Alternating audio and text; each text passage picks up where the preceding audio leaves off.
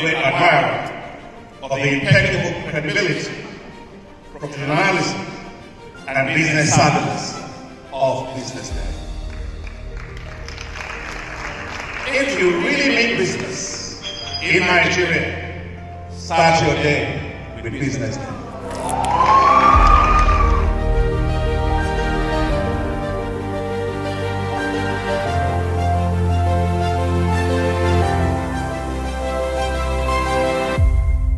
BusinessDay is West Africa's leading provider of business intelligence and information, delivering premium content across diversified media platforms, including online, mobile, and print. Since its inception in 2001 with a weekly newspaper production, BusinessDay has expanded its reach to provide exclusive content accessible through print, mobile, and online channels. Our premium offerings are further enriched with syndicated content from esteemed sources like the Financial Times, The Economist, and the Harvard Business Review. At BusinessDay, our mission is clear: to be the foremost provider of business and financial content, empowering readers to make informed decisions in Nigeria and Africa.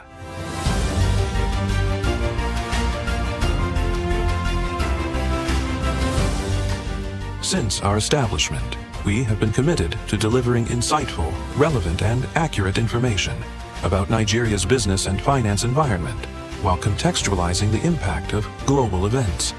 We monitor the stock market, analyze the companies driving it, and report on government policies and their economic implications.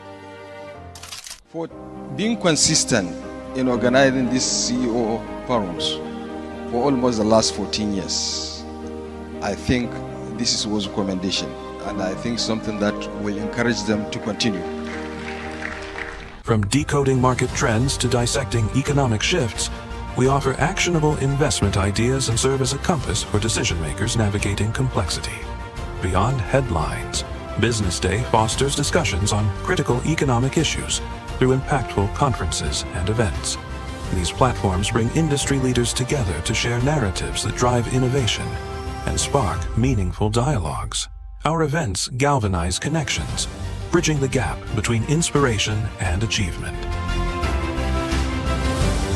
For businesses seeking visibility, our strong digital presence offers unparalleled opportunities, with millions of followers across social media and a dynamic website attracting visitors from within and outside Nigeria.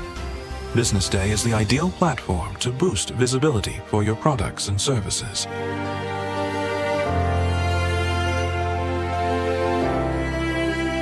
If you're looking for in-depth analysis and expert opinions on Nigeria and Africa's business landscape, BusinessDay is your guide.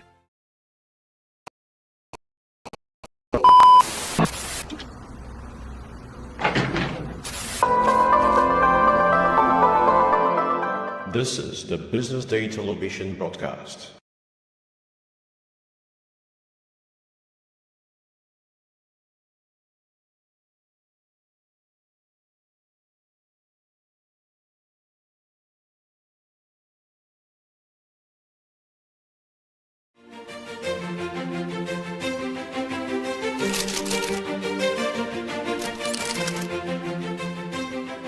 I am, of course, a great admirer of the impeccable credibility, professionalism, and business savviness of BusinessDay. If you really mean business in Nigeria, start your day with BusinessDay.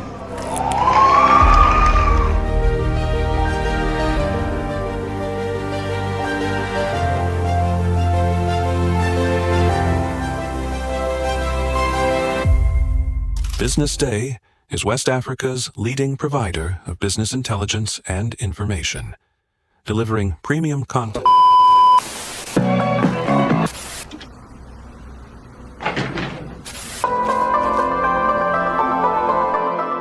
This is the BusinessDay television broadcast.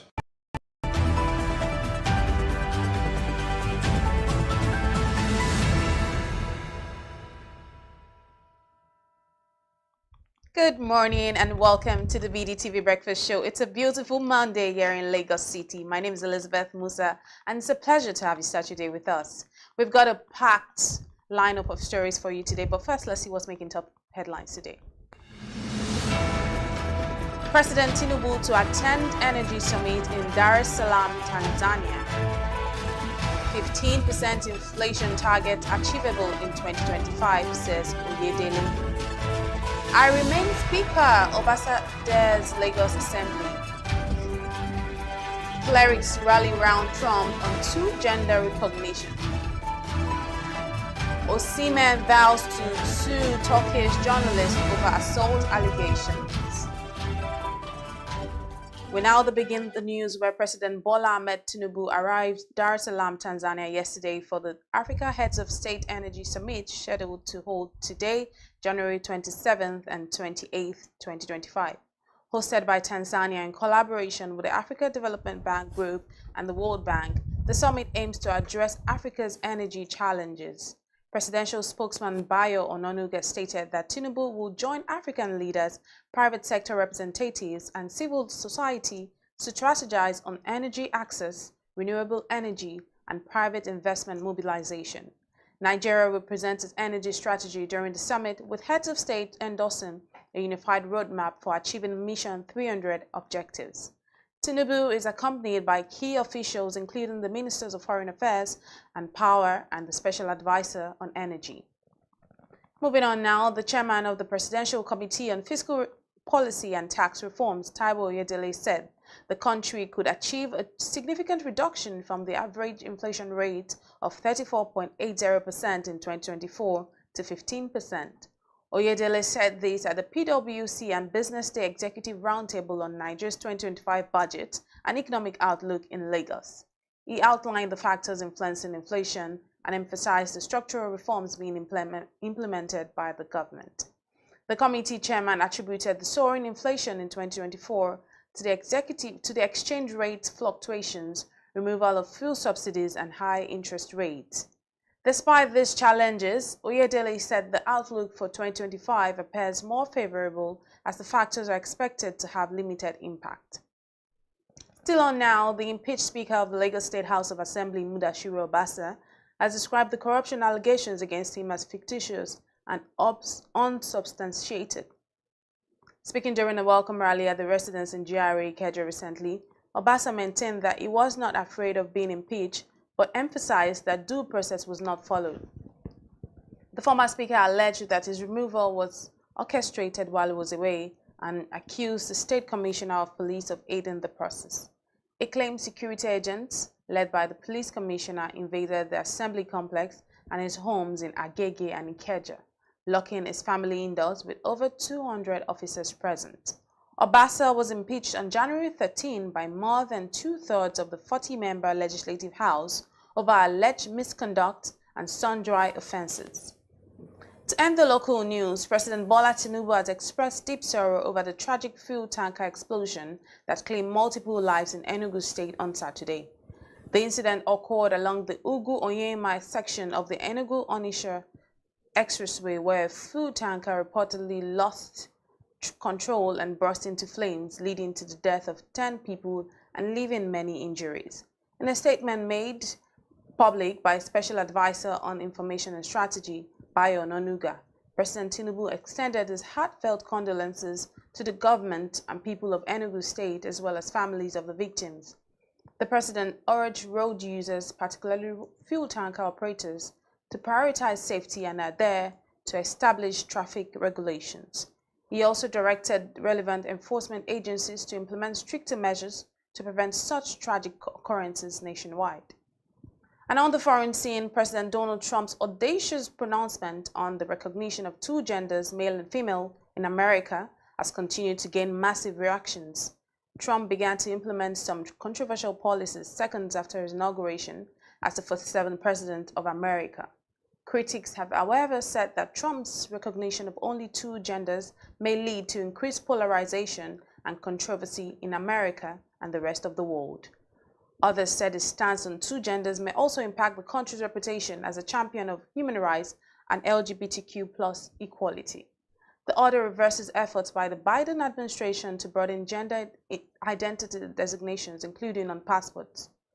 fighting with M23 rebels in eastern Congo has left at least 13 peacekeepers and foreign soldiers dead. The United Nations Security Council announced it had brought forward its emergency meeting on the crisis, while 3 countries, including South Africa, Malawi, and Uruguay, announced the deaths of some of their soldiers serving as peacekeepers in the conflict zone. M23 has made significant territorial gains in recent weeks, encircling the eastern city of Goma, which is around 2 million people and is a regional hub for security and humanitarian efforts. On Saturday, Germany became the latest country to call on its nationals to leave the region. Goma, the mineral-rich east of the country, is home to more than 1 million people.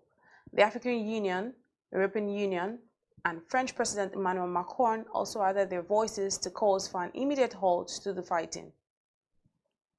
And now to sports. Nigerian striker Victor Osimhen has denied allegations of assault and vowed to sue the Turkish journalist who accused him of punching him during an altercation in Istanbul. The journalist Tolga Bodzuman claimed that Osimhen reacted aggressively when he and his colleagues attempted to photograph the striker as he exited a venue. Osimhen has firmly refuted these allegations, dismissing them as baseless. Speaking to journalists after scoring the decisive penalty in Galatasaray's 1-0 win over Konyaspor in the Turkish Super League on Saturday, the forward gave his account of the incident. He explained that he never punched or hit anyone, but rather told them to delete the picture, which he maintained he has the right to because it's his image. Now to end the news, Serie A side Atalanta are determined to keep hold of informed Nigerian winger Ademola Lookman despite growing transfer speculation. Atalanta president Antonio Precasi and CEO Luca Precasi, in a recent interview with Corriere della Sera, emphasized their desire to retain Lookman, but acknowledged that his future ultimately depends on his will.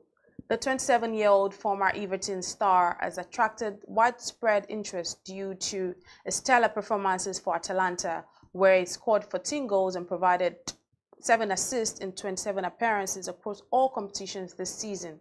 Last season, Lookman played a pivotal role in Atalanta's campaign, notably netting a hat-trick in the UEFA Europa League final against Bayer Leverkusen. Lookman, who has 1 year remaining on his contract at the end of the season, is at a crossroads. Atalanta is reportedly keen on extending his deal to fend off interest from top European clubs, but the club said they are also prepared to listen to offers if he decides not to stay. Now, this are the headlines this morning on the Big D TV Breakfast Show. Do stay with us as we bring you the top story analysis in a bit.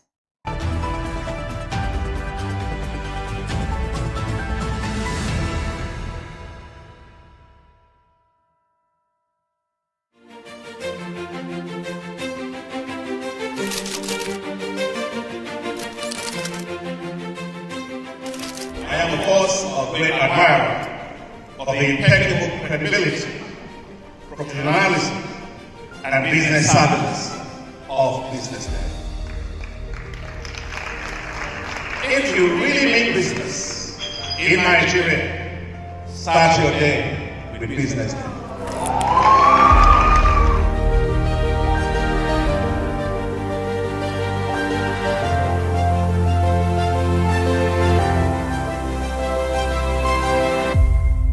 BusinessDay is West Africa's leading provider of business intelligence and information, delivering premium content across diversified media platforms, including online, mobile, and print. Since its inception in 2001 with a weekly newspaper production, BusinessDay has expanded its reach to provide exclusive content accessible through print, mobile, and online channels.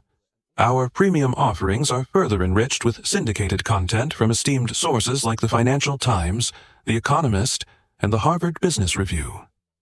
At BusinessDay, our mission is clear: to be the foremost provider of business and financial content, empowering readers to make informed decisions in Nigeria and Africa.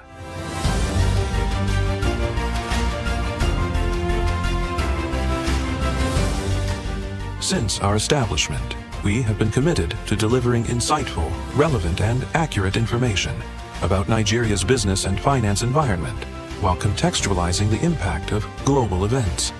We monitor the stock market, analyze the companies driving it, and report on government policies and their economic implications.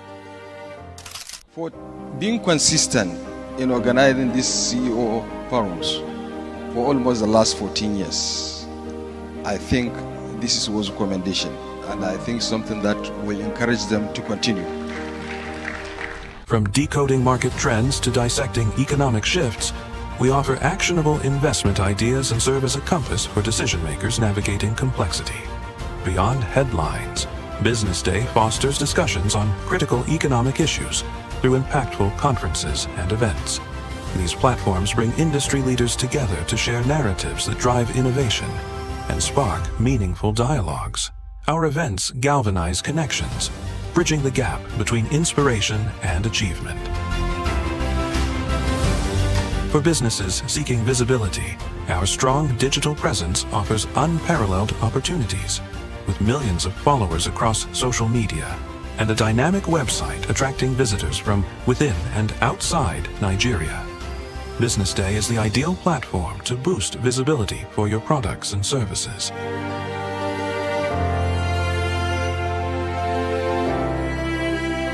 If you're looking for in-depth analysis and expert opinions on Nigeria and Africa's business landscape, Business Day is your guide. Attention, want to make informed decisions? Join the ranks of the best with Premium Business Day. Access in-depth analysis and expert opinions to stay ahead. Subscribe now at premium.businessday.ng and unlock premium content. Plus, you get 50% off your first subscription. Don't miss out. Make smarter choices and seize new opportunities. Sign up now and elevate your business game. Visit premium.businessday.ng today.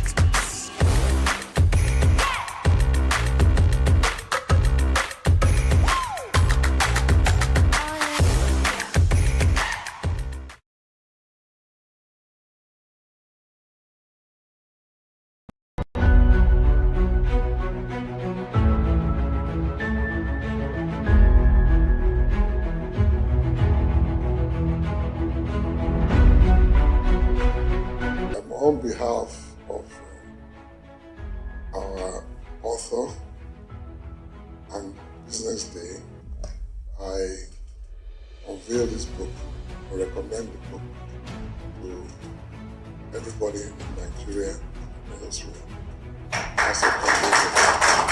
Thank you very much.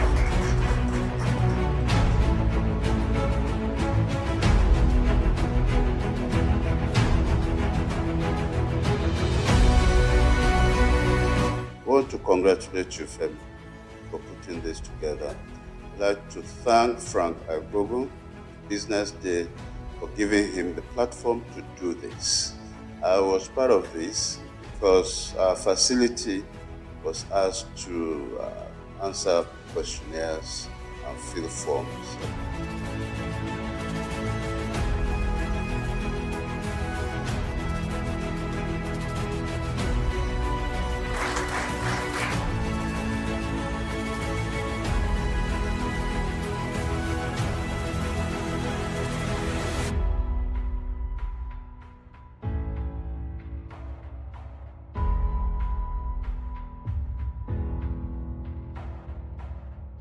There's a ferment in the Nigerian healthcare system. There are a lot of challenges, but there are also a lot of opportunities. And then the fact that the private sector is beginning now to take its rightful place. It's not now being seen as a competitor of government, but is beginning to occupy to create a larger footprint within healthcare itself in terms of funding, in terms of direct service provision, in terms of even creating the aspirations and in terms of supplying the personnel. And that is how it should be. We are developing a customized health service on both the supply side and the demand side that should be fit for purpose in an environment. The supply side is moving fast, but without looking at the demand side and facilitating it, that is the access of the people who need to use the services, there's only so far they can go, or they'll be making investments that cannot be returned in the foreseeable future, and that is not right. People talk nowadays about patient capital. No matter how patient the capital is, that is waiting for a long time to get returns, those returns must be built into the system. That means somebody must be paying equitable amounts of money for the service that is being rendered. It doesn't have to be the person who uses the service. In fact, our aspiration is that it should be the people who are paying out of pocket should be reduced to like a 0% within the context of Nigeria, and yet everybody who needs that service should be able to get it.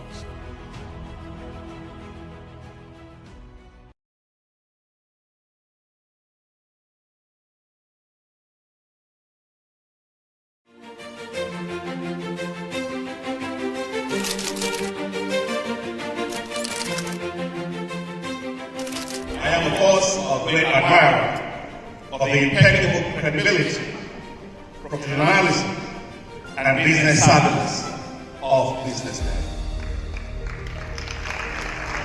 If you really mean business in Nigeria, start your day with BusinessDay.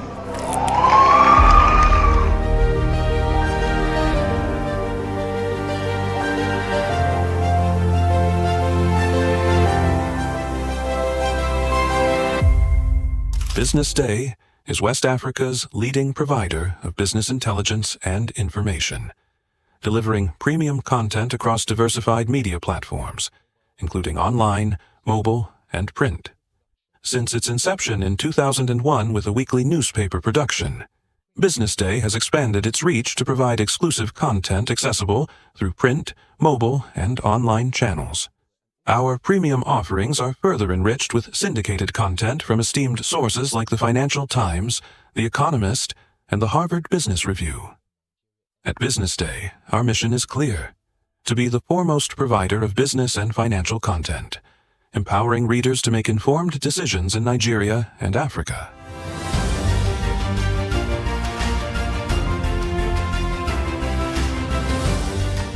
Since our establishment, we have been committed to delivering insightful, relevant, and accurate information about Nigeria's business and finance environment, while contextualizing the impact of global events.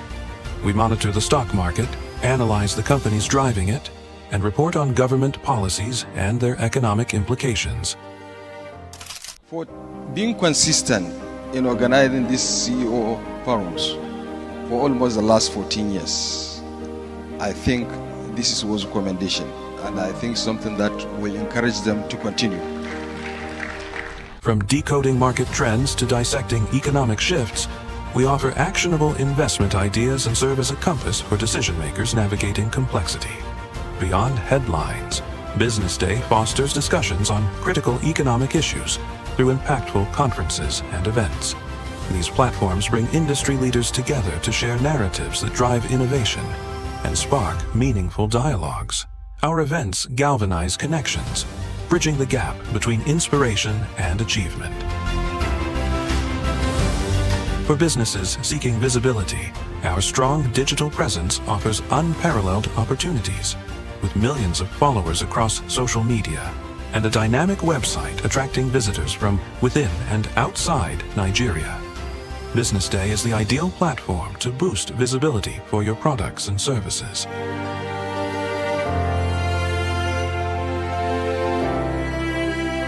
If you're looking for in-depth analysis and expert opinions on Nigeria and Africa's business landscape, BusinessDay is your guide.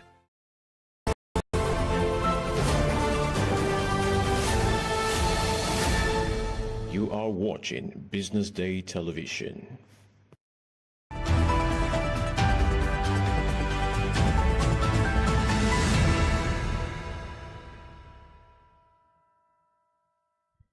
Welcome back to the BDTV Breakfast Show. This is the top story analysis here on the show, and I'm here to have this discussion with our in-house analyst today, Abubakar Ibrahim. Abubakar, welcome to the show. Thank you for having me, Lizzie. How was your weekend? Not bad, it was awesome. Awesome. Yes. You look well rested. My weekend was okay. Thank you. It's just there. Let's start with this, which is right up your alley. President Tinubu is to attend Energy Summit in Dar es Salaam, Tanzania, and they're starting today, tomorrow. What will be your expectations from him attending this summit?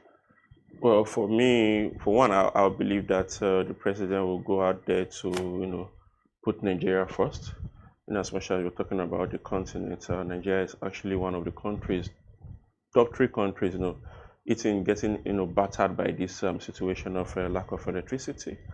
In Nigeria, currently over 100 million people lack access to electricity, and that's a whole lot. And also on the continent, we have over 1 billion people lacking access to electricity.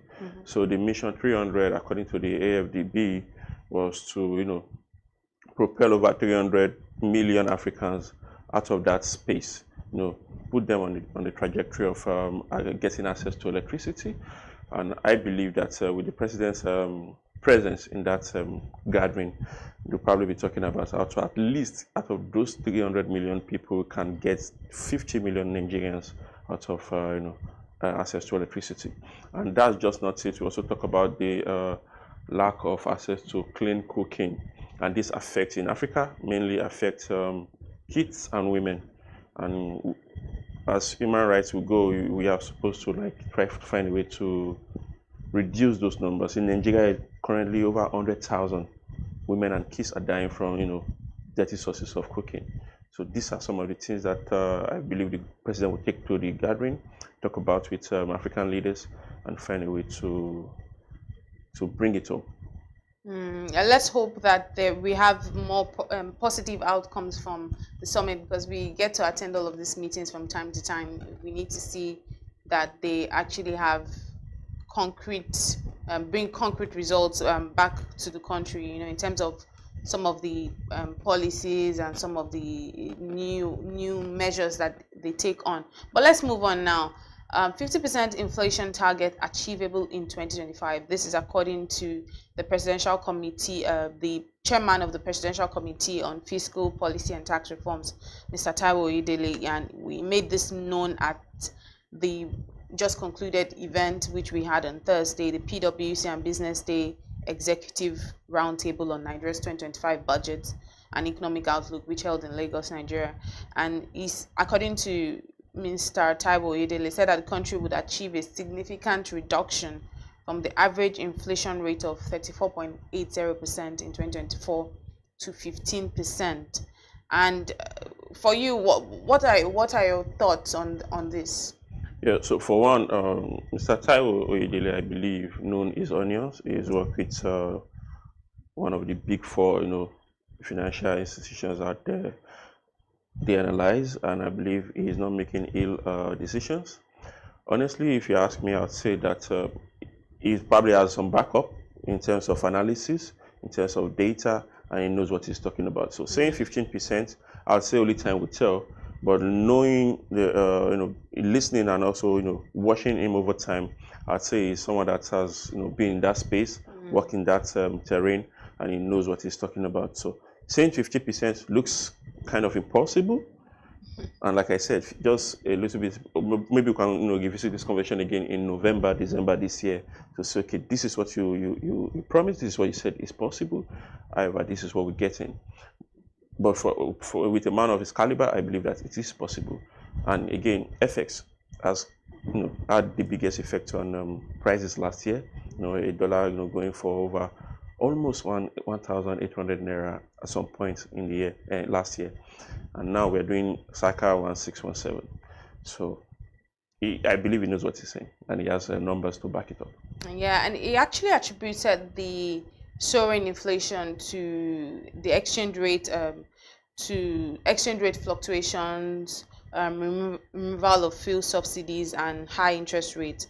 But from the outcome of the roundtable that we had last week, he said 2025 is going to be a good business year, and that was not just him. Like all of the people that we had attending also sort of confirmed that through their statement, saying that despite all of these challenges, 2025 has the possibility to be more favorable as the factors are expected to have limited impact. So it's looking like a good business year generally.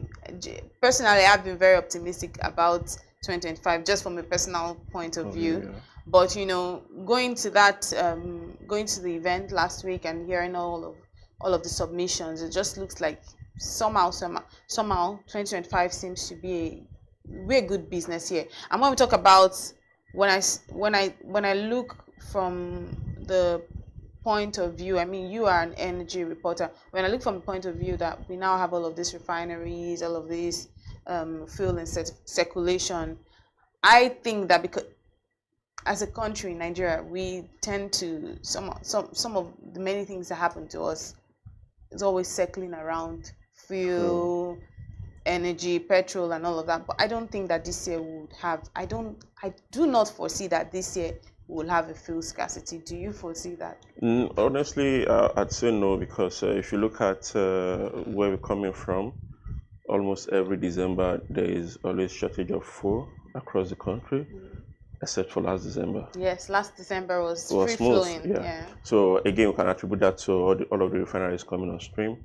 The NNPC refineries, that's Port Harcourt refinery, the Old Wings, and the Dangote refinery, also the Warri refinery. Right. Then we have other modular refineries that are also coming on stream. Even recently, the NMDPRA gave approved license to an energy company, to start the establishment of a 10,000 barrels per day modular refinery. So refineries are coming upstream.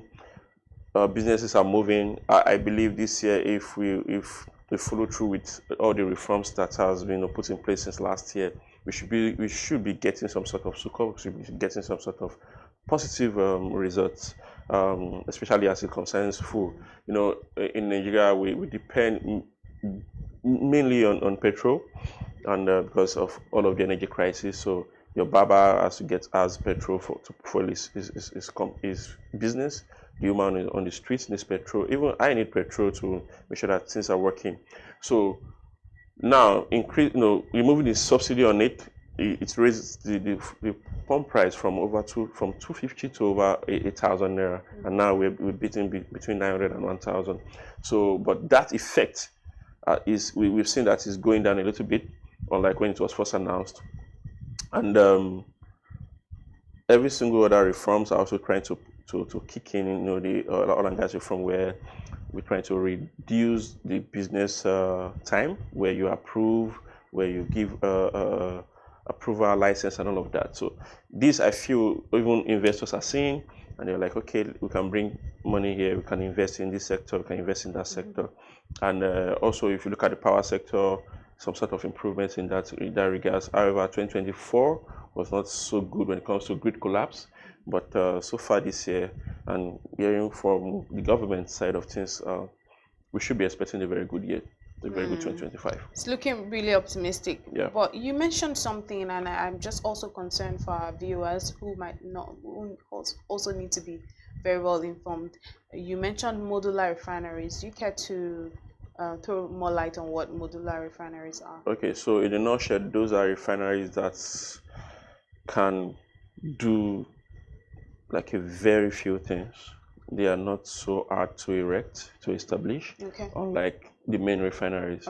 They're called modular because easily you can just bring in equipment and you set it up. So most time they don't even do petrol, they only do diesel and other derivatives of fuel, not petrol, because petrol takes another level of components and all of that to work on. So modular refineries, in a nutshell, is just like you have a mobile phone.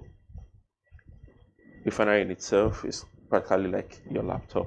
You get it. So trying to put it very simple so the viewers to understand. Completely understand you.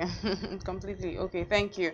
So let's move on now. I wonder if you've been following the story. The Speaker of Lagos State House of Assembly, Mudashiru Obasa. I wonder if you've been following up with his impeachment and all of that. Yeah, I read through the first time it was announced. Then the replacements and what has been going on in that space. So I try as much as possible not to talk about politics, because you might probably think you know, but you don't know, except for people in that sector. So what's it been equal? The whole process of impeaching him, it was so fast. Yeah. And I never even knew stuff like that was happening until it happened. You know, like I just woke up and you hear that he's been impeached, and the man has been there for years, and he's been in the political space for years, ages. And I think he also made a statement recently about how he's not cannot be bullied and all of that. Yeah, so he has described these allegations against him as fictitious and unsubstantiated, according to him. And he also mentioned that he's not afraid of being impeached, and he also emphasized that due process was not followed. I think that's also what you're saying about the hastiness of it all. So he said due process was not followed. He claimed the security agent led by the police commissioner invaded the assembly complex and his homes in Agege and in Ikeja, locking his family indoors with over 200 officers present. That's a lot. That's AFT allegation, if you ask me, for just impeachment. Impeachment, I feel, since we are in a democratic system, it should be peaceful. It should be that the people in the house are voting, yay or nay, as they used to say. Yay, nay, and then the voting and all of that. Yeah, but then it also, he said that more than 2/3 of the 40-member legislative house where he was impeached by more than 2/3 of the house. Yeah, but then he's also saying it's fictitious and due process were not followed. Then it begs the question of how are we supposed to impeach our political leaders? Then if you know how, then how was he impeached? We should start from there. Okay, we're supposed to go from level 1, 2, 3, 4 down to 10. But now you're saying, okay, they probably went from level 2 to 10, jumping 3 to 9. So then it begs the question, why are we doing this? So it also, this kind of things affect investments too. When investors are saying that the country, I want to take my money to my finances to, they don't follow due process there. The government, the administration can just come up and be like, we're seizing your complex, we're seizing your organization, we're seizing your company without due process. It begs the question of security and law. So these are some of the things I feel like we should be getting right in 2025. We shouldn't be even talking about it in the first place. If you are being impeached, it should be that without any iota of doubt. Yeah, that due process was followed. Even you that was impeached won't be able to come and say due process wasn't followed. So I feel like there's something there, and the political analysts and also the lawyers can speak more to all of this. Yeah, and if truly what he said about his removal being orchestrated while he was away, if truly this is true, and the state commissioner of police actually aiding the process, if it's true, then I feel very sorry for him, because there's also the thing of people ganging up. Is that the word? Yeah, it's ganging up against you or trying to, facilitate some things behind your back because of your absence or something like that. If that's truly what happened, because that's what he's saying, that the whole process was aided by the state commissioner and while he was away, then I feel sorry for him. But what do you think can be the remedy to this? So I actually feel sorry for Lagos, and at large I feel sorry for Nigeria, because this is not what we should be talking about in 2025 January. We have issues of power, we have issues of governance, we have issue of transportation coming down to the office. But I think this is also important, because if the amount of money. So that's what I'm saying, that we have issues that we need to attend to. So trying to do things, I don't want to use the word illegally, trying to do things without following due process is wrong. Again, I think there were reports that he was actually not in the country when this happened. Yes, he confirmed that. So he could literally say this is a coup than an impeachment. An impeachment should be done by following the law of the land. And that is the only way that you and I can even be safe as citizens of the country. Because if someone like that could face something like this, where you feel like injustice has been done, even if he was supposed to be impeached, it should be done legally and lawfully. And now, then having to lock his family members indoors with over those 200, are allegations, but if that is true, then that's what I'm saying. I can't be an investor and bring my finances down to where stuff like this is happening. It's like we are in a barbaric era where things just happen. I just feel like you're not doing what I want you to do, and I'm dealing with you. So as a citizen, I'm not feeling safe. If you're not feeling exactly safe. if that could be done to someone of that level, that pedigree, that class, who am I?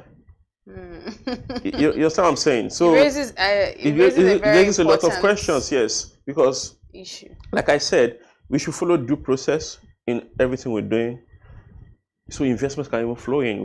We're a country that needs a lot of money, unless we want to lie to ourselves. We always feel like we are the giant of Africa. I'm sorry, maybe some 10, 20, 100 years ago, not today. Not today, honestly. We only practically just sitting on what we've done in the past. What are we doing now? That's what we should be doing. The law should be there. We should be following it. So when there's a law, there should be implementation. Yeah. The government, the political leaders should be the number one people, pushing for due process. That way, the citizen can also see that. Oh, let's say, for example, if I just finished drinking a bottle of water, I shouldn't be trashing it on the roadside. So if I see that my leaders in any state or any country are not doing it, I won't do it. We've seen a video where a foreigner had to park on a bridge just to ease himself. The driver was a Nigerian. He could easily say, Oga, this is not done here. I'm sure that man can't do that in his country. So we need to follow due process. We need to also, so that it can shine across. When the leaders are not doing what they're supposed to do in terms of legality and law, then the citizens can also do what they feel like. And speaking of due process, this is off from our top stories today, but it's also a very important issue that deserves to be discussed. We discussed it last week as well. What do you make of these night raids that have been on, that the EFCC goes about these days, in their bid to fight corruption, going to people's houses at night and to go arrest them or ransack the homes? What do you make of that? So personally, I feel, again, due process, yes. So you don't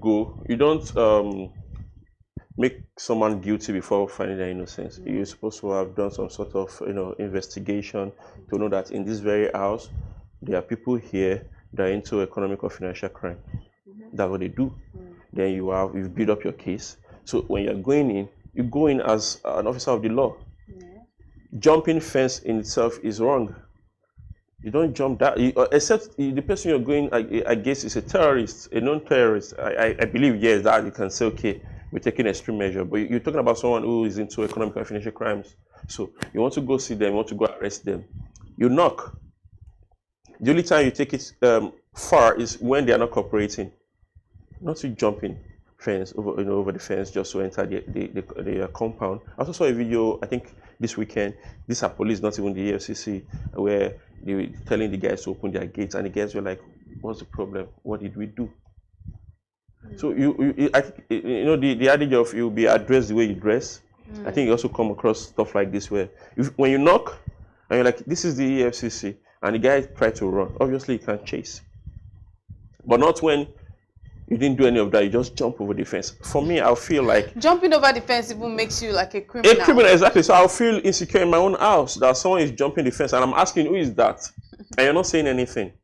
Obviously, if I also have a licensed gun, I probably, I've done a lot of shooting before. You tell me you're the EFCC. Oh, sorry. A lot of shooting. Yes, I'm telling you, because now you're not living alone. You have a wife and kids. You have to protect those people first. Before anything. That's when that's a case of shoot first, then you answer query later. Because I can't take the risk of you coming to harm my daughter, my son, then my wife. We've had cases of armed robber coming in, and those are what these EFCC guys did was the memo of a criminal. You jump over the fence, you come in, you steal, sometimes you rape. So you're expecting me to just sit back. That's something. You understand? So you're expecting me to just sit back, see people jump over the fence of my compound, come into my compound without identifying themselves, and I'll just sit back. They open the door, not even open. They'll barge on the door, come in, and they'll tell me to sit down, to lie down, raise my hand. Then take my wife or my daughter inside to rape? No. Take my money, probably even kill? Come on. So I feel the mantra of protect lives and property should cut across. The EFCC should do their job. If the law says, I feel like our lawyers, our lawmakers should also look into this to make sure that everything is done by the books. So we some of us have been outside the country, we've seen how it's done.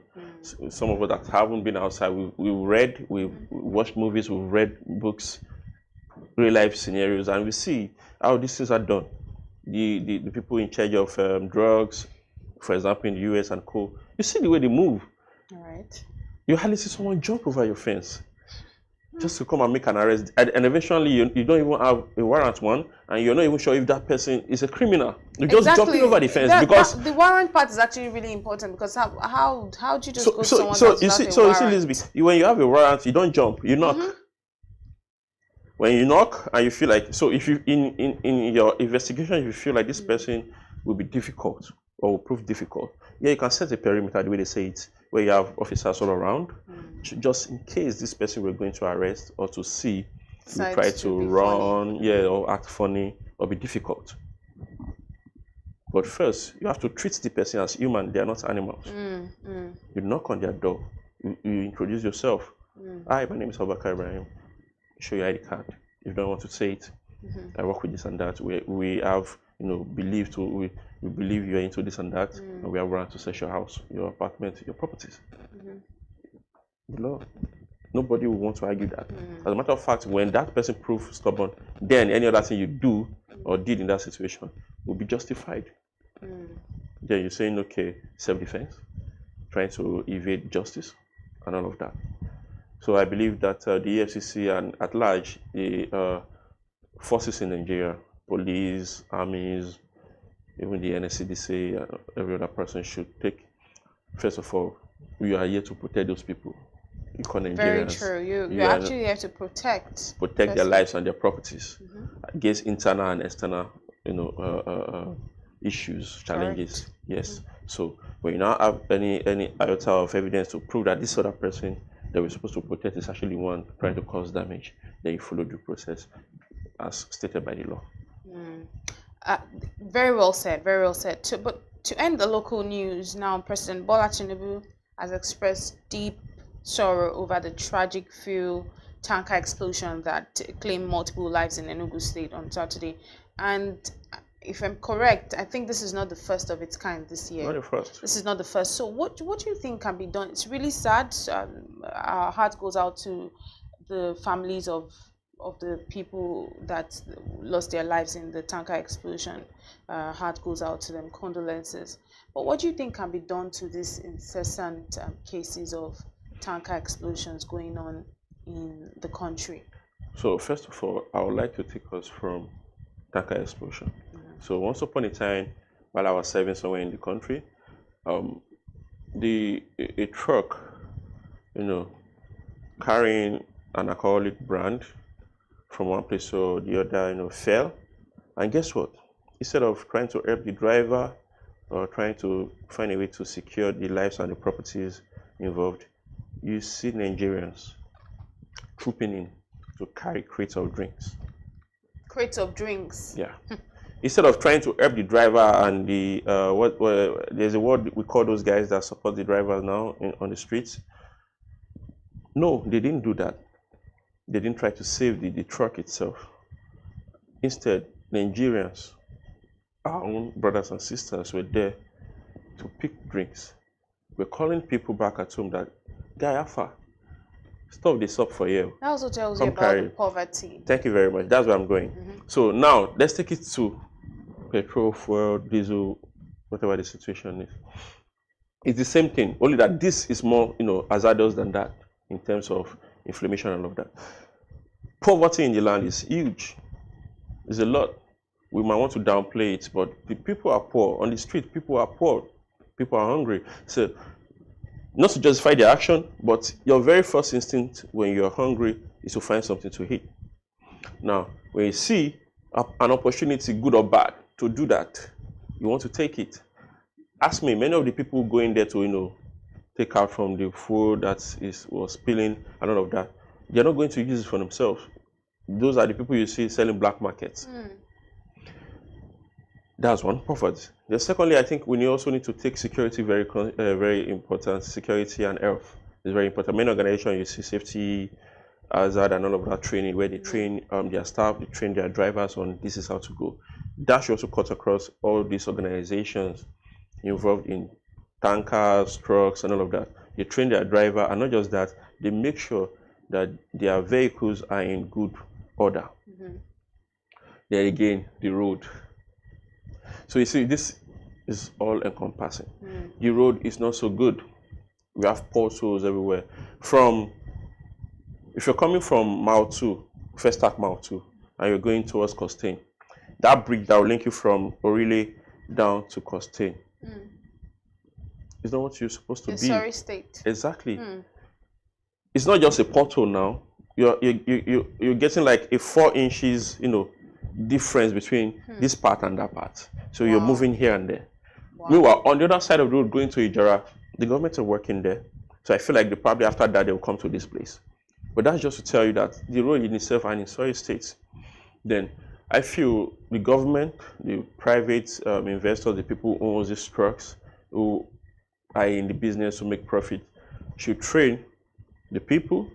We should find a way to make sure that education and also poverty is reduced, if not eradicated, to the barest minimum. That way, you won't see me go find a way to go scoop spillage. I'm sure you won't go there. Obviously, I will. Yes, we're not so it's not like we have that money. It's not like we're that educated, but at least to some extent, we're doing work for ourselves. So you won't see me and you or any other person in the studio go find a way to scoop petrol or diesel from an accident that just occurred. So these are the issues. This should tell the government to be proactive. If you need to put barriers on the road to slow down truck drivers, put it on the road. If you need to educate them, you talk to the organizations. You get reports. Are you guys training them? I want reports. That should be some sort of CSR. True. So I'm training my staff, my truck drivers, I'm training them. The mechanic involved in making sure that the vehicles are in good form, I'm training them. These are the reports. You report to anybody involved in the government. They say, okay, this is happening. Thumbs up. So I feel like that will reduce what is going on. Because in this year alone, I think we've recorded 2 or 3. Niger State and now Enugu. Yeah. So. And it's really sad because we just literally, this is the January. first month of the year. This is January, And, so now, and if this continues, imagine you're having 2 per month. That would be 24 cases. I hope not. I don't even want to imagine. Thank you very much. Last time I checked, the Niger explosion was at 96. I don't know if it has increased more than that, or it stayed at that. You get it, and this is not a new thing in the country. We practically grew up seeing stuff like this: water, petrol, even gas. There was a gas explosion around that same area because I first tag down to office almost every time. So around them doing bus stop, there was a tank explosion a certain night sometime late last year. So these are the things.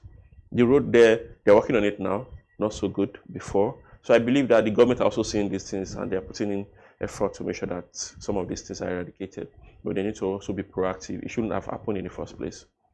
Do things to make sure that negative stuff does not happen. Then we can always move forward as a country.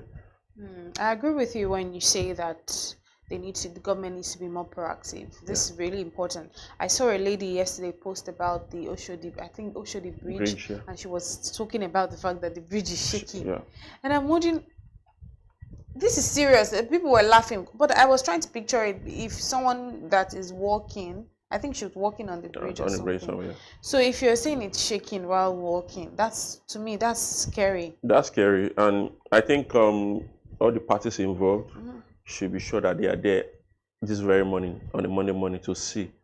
I hope so, because they tend not to.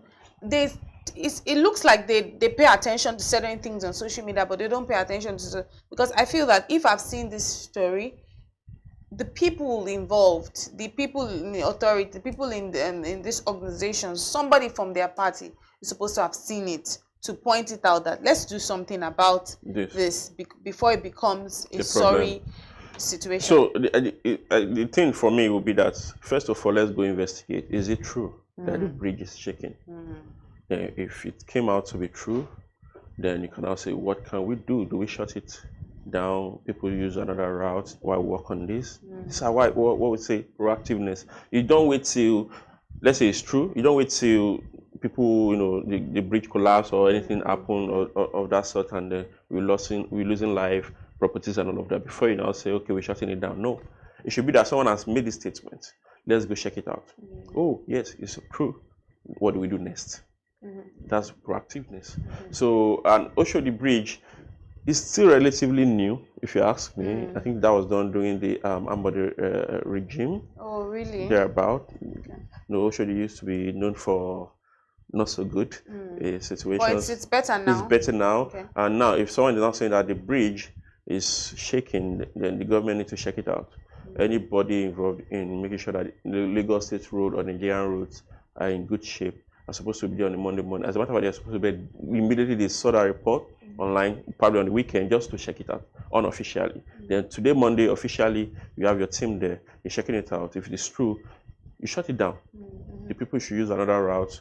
If you're taking a should take Third Milan and all of that, then find a way around it, work on it. Then again, proactiveness is very important. It's very, very important because, like you see, almost everywhere you go in the country, all the manholes cover are no longer there.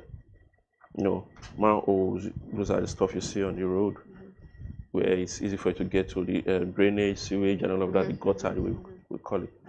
It's no longer there. Some of them have been taken away. So again, security. And also, there's a market for it. There are people that remove these things intentionally. Yeah, they remove it intentionally. Why? They sell it. That's what I'm saying. They sell. So there's a market for it. Now, these are the things you do. You make sure that there's no market for it, or you reduce the market for it. I also thought that they probably do it so that people have accidents, so then they can, the Egbon Adugbo and all of that, so they can come in and then, charge and all of that, decide to help you and then collect money from you. So I think you're mistaken. They don't really help. I was in a situation one time from the office back to Frestac around the Ijara Road. The bus just stopped. These guys didn't help. They never tried to help. As a matter of fact, they were just there and they were telling the driver, if you touch anything here, we'll beat you. First of all, give us our money. Money for what? I'm not sure I'm the right person to ask, but they just want to collect money for being in that area at that time, and they always place themselves there. They are almost everywhere. At least I work in Lagos, so I can't talk about any other states, but I'm sure it will be there. I'm sure it's all encompassing, but it's high. So you see them there, you see them around Costain, you see them around Ijora, Orile, Festac, Mautu, almost everywhere. Don't just pray that these are not even government bodies. They are not your what's it called, the people that wear yellow now stop you. They are not those people. These are fellow civilians. Are you saying NURTW or is it LASMA? None of those people. Not even none of them. These guys are mufti. You see, they're just people. They're just people. I random. Think they call them Agberus or. These are not even Agberus. Agberus, they'll be by the bus stop and they'll be like, oh, tickets, my money for the tickets and all of that. Okay, you've gotten what you need in terms of passengers, or your passengers are completed, you're paying me. Those are different. I'm talking about when you have your bus stopped somewhere. You can call them Egbon Adugbo. So those guys, you pay them, and if you do not pay, you're not leaving. And you're not even repairing that bus or that car. Some of them are always helpful, but it's also... At this point, in my experience, so far... It's a two-way street. It's a two-way street, but many of those people out there are not out there to help you. As a matter of fact, they are there praying that something happened, that probably someone's vehicle got faulty so that you can get money from it. So these are the issues, these are the problems. I feel like we need to be sure who is who on the Lagos street, who are the government-backed, let's say LASMA and RTW officials. Let's know them. Let's know who we are paying taxes to. Then we know those who are illegally, trying to extort us. So who should be in charge of knowing who is who? Because last week a policeman, a retired police officer, had to put on his police outfit and was collecting money. Yeah, I saw that. And they arrested him. But I felt sorry for him, not even trying to, not like I'm trying to justify his situation, but I imagine how the situation must have gotten too hard for him to go back to the street and put on his uniform and be doing whatever it is he was doing.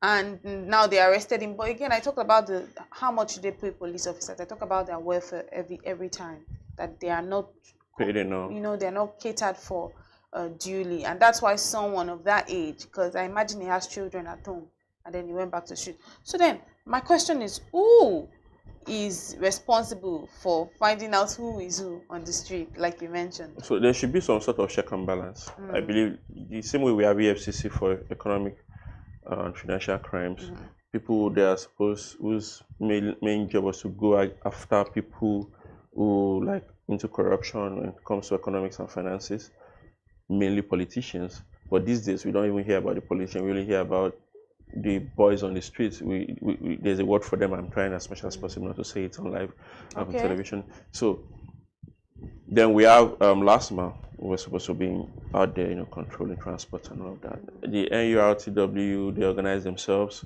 and you know, they're also on your bus stop, almost every other places across the country, getting their own money. Then there was a time when our office, BusinessDay's office, was at Apapa.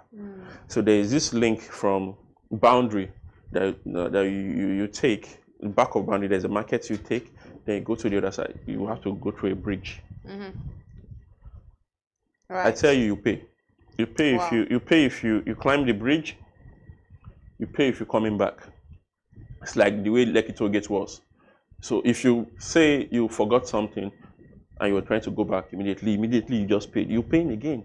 Oh wow. So you pay. So these are the issues. We have so many people collecting from Nigerians. I don't want to say Lagosians, but it's all across. So we need to have check and balance. Who are the people that are supposed to be tax collector in each state? Let's know them. Advocate, tell the people, let them know you're not supposed to pay to these people, this person. If this person comes, stand your ground, call the authority. But like you said, look at the policeman, an elderly person. And so the sorry state of policemen in Nigeria is actually alarming here, where you cannot even trust a policeman. Say you on the road and you saw money on the floor and you're like, oh, I saw money, let me take it to the police station, let me report it. You are actually putting yourself in jeopardy, in a bigger problem. You cannot help someone who is dying on the road. I said, let me quickly, take them to the hospital or police station. So we need to go back to the drawing board as a nation. Humanity needs to be, added to everything we're doing. Added to everything you're doing. You can't even account for being a good person. As a matter of fact, these days, being a good person is like a problem. Wow. You understand? So for the man, I feel like he knew what he signed up for. That's the elderly person. Trying to now go back with your old not to extort people. It's not also not very good. Sad. It's also not good. So again, the police is part of the government, if you want to put it that way. So which means the government has to take care of their welfare. You go to many colleges and all of that, sorry states. I think we have one, sorry, around Obalende and sorry states. So you need to start treating people as humans. As a matter of fact, I believe, honestly, wholeheartedly, that it is the way that the police are being treated in their colleges, operations, and all of that, that they, try to pass on to the citizens. Good afternoon, officer. Or, hi, good afternoon, sir. Can I see your particulars? Like, there's a way you talk to people and they respond. You don't just, open your door. You must be. You don't have to use the aggressive. You are very approach. aggressive towards me. Your very first approach was aggressiveness. You didn't even reach out to like, hey, what's up, man? What's the problem with your car? Humanity out of it. I think there was a time I not even heard, they extort people on the road. And then I heard that they have to bring some sort of, should I say, they have targets. Every day they go out. They have a target that they must bring in. Is that you get financial targets? Is that their primary? You understand? That's not their primary work. That's not their primary place of assignment. Custom, police, they are not out there to make profit. They should do the job. that the job entails, then I feel we can always have to take a step back, 2 steps back, see where we're getting it wrong. We always want to do a global standard. We have to start inward. We have to take it inward, from the family to schools. True. Then because we are literally the reflection of our leaders, of our political leaders. Yeah, we need to take it back to you want to write your SSC exam. the drawing board. You want to write your SSC exam. There's a special room. You're not studying to pass. You're paying to get remark. You get it's huge. And again, it's for me, it's just whatever it is that our society turns out to be, it's a systemic thing. Exactly. So when the system can be corrected, when there are adequate measures taken to make sure that things are done the right way, and like you said, global best practices, that's the only time that our country can move forward. But thank you so much for your time. Thank you for speaking to us in the top story analysis today. We even delved into other things, but you'll be back again for the newspaper review, so please stay with us.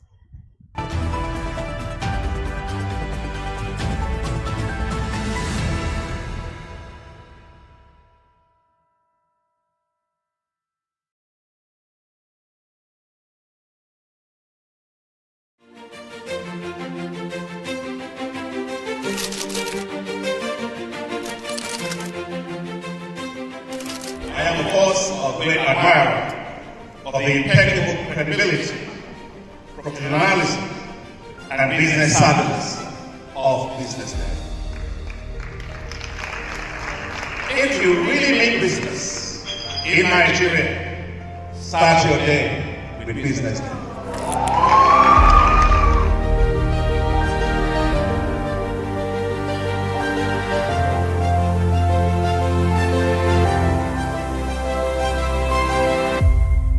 BusinessDay is West Africa's leading provider of business intelligence and information, delivering premium content across diversified media platforms, including online, mobile, and print.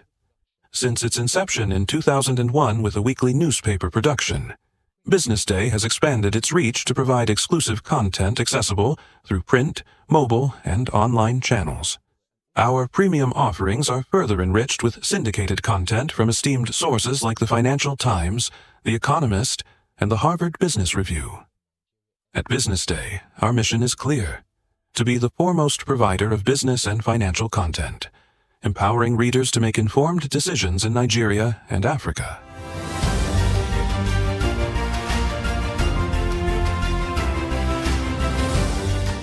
Since our establishment, we have been committed to delivering insightful, relevant, and accurate information about Nigeria's business and finance environment, while contextualizing the impact of global events.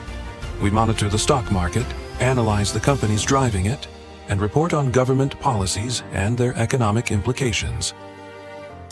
For being consistent in organizing these CEO forums for almost the last 14 years, I think this is a recommendation, and I think something that will encourage them to continue. From decoding market trends to dissecting economic shifts, we offer actionable investment ideas and serve as a compass for decision makers navigating complexity. Beyond headlines, BusinessDay fosters discussions on critical economic issues through impactful conferences and events. These platforms bring industry leaders together to share narratives that drive innovation and spark meaningful dialogues. Our events galvanize connections, bridging the gap between inspiration and achievement.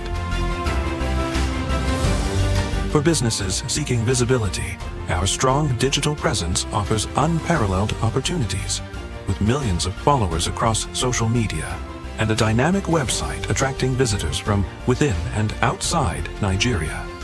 BusinessDay is the ideal platform to boost visibility for your products and services.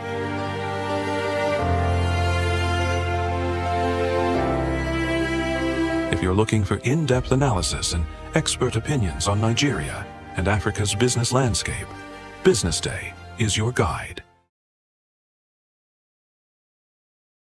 Attention business leaders. Want to make informed decisions? Join the ranks of the best with Premium BusinessDay. Access in-depth analysis and expert opinions to stay ahead.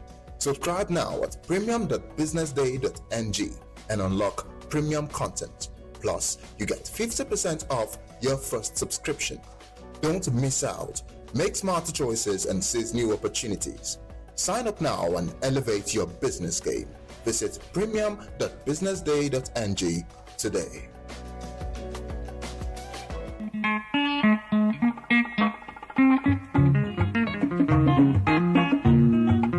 Kemi Michael here, your Yoruba named Akwa Ibom girl, welcoming you to Go Local. We took a trip down to the town of Kenta in the heart of Abeokuta, where we met with the Otun Iyaloja of Kenta Kampala Market and a few traders. Chief Mrs. Olukemi Somuyiwa Odunlami. I am the Otun Iyaloja of Kenta Adire Kampala Market. Yeah, good afternoon. My name is Kaka Aisha Remilekun. Adire was once, and still is, a closely guarded family secret in Egbaland. Parents carefully taught the techniques to their daughters, and the wives to their sons. This tradition was so sacred that outsiders were initially barred from participating, as Adire production echoed the whispers of a family's heritage. Yes, my grandmom did it, my mom did it, and now to me. And by the grace of God, my children are still on it also. They're learning. They've learned it. They are growing up. They've married, and they are doing this business. Okay. And they are educated too. Yes. At least I have PhD holder among them. I have BSc among them. But I made this business compulsory for them. They have passion for it because it's something they grow up with. It's a family thing. So my mom do, my grandmom, I was born into it. So after schooling, the challenges in the economy, have to come back into the business. Different countries go through challenges.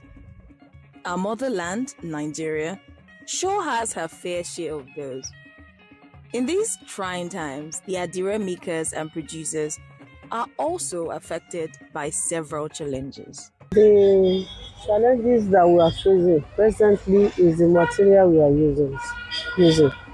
You see, they are not producing the material, the clothes in Nigeria now. Most of the industries that produce it, like Gaspia Textile, United Textile, Arewa Textile, they are fold up. So the white material that we are using now, the brocade, is from China. And you see the dollar is moving up.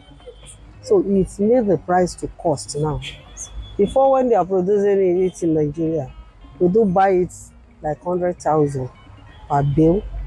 Even it was 55 before. It's jumped to 100,000. Now it's 600,000 per bill. So it's very expensive presently. Then secondly, the dye that we are using is not made in Nigeria. It's an imported also. So the price has risen up. Even the common candle that we are using is now expensive. It's not made in Nigeria. They are imported. We call it paraffin wax. So with the price now that moves up, it affects the production. You see, when we produce it finished, the price will rise up. There are some we are selling before 880. It's now like 15,000. 20,000. So those are the problems we face now. Now, this is a call to action for the government to go ahead and invest in infrastructure, because quite sure these companies that produce the white cloth used for Adire making would not fold up if the right infrastructures were put in place. Now, this is your sign to go local, buy local, and stay global. Visit any shop, or you can take that trip down to Abeokuta and shop for some Adire products. To be part of this podcast, send an email to customercare@businessday.ng with the title Go Local Podcast, and we will be there to answer all your questions. Don't forget to follow us on all social media platforms at BusinessDayNG.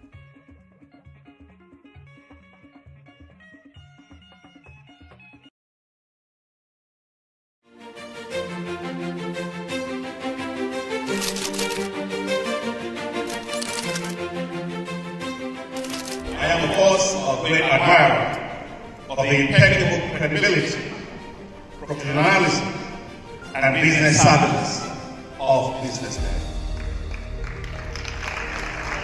If you really mean business in Nigeria, start your day with BusinessDay.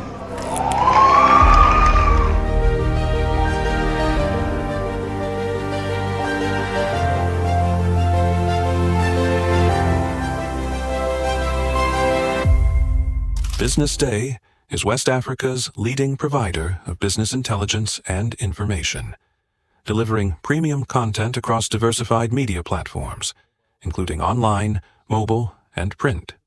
Since its inception in 2001 with a weekly newspaper production, BusinessDay has expanded its reach to provide exclusive content accessible through print, mobile, and online channels. Our premium offerings are further enriched with syndicated content from esteemed sources like the Financial Times, The Economist, and the Harvard Business Review. At BusinessDay, our mission is clear: to be the foremost provider of business and financial content, empowering readers to make informed decisions in Nigeria and Africa.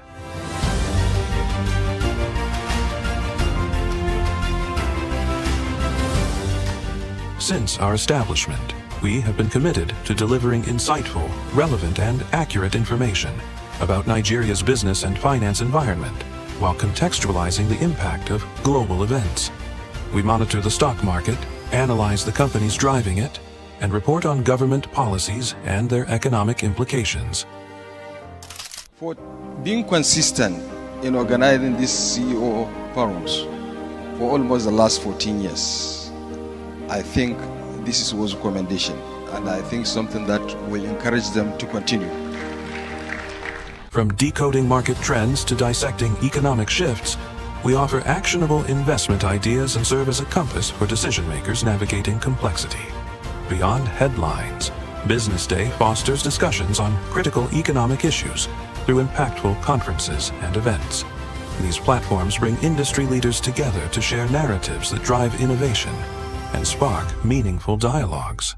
Our events galvanize connections, bridging the gap between inspiration and achievement. For businesses seeking visibility, our strong digital presence offers unparalleled opportunities, with millions of followers across social media and a dynamic website attracting visitors from within and outside Nigeria. BusinessDay is the ideal platform to boost visibility for your products and services.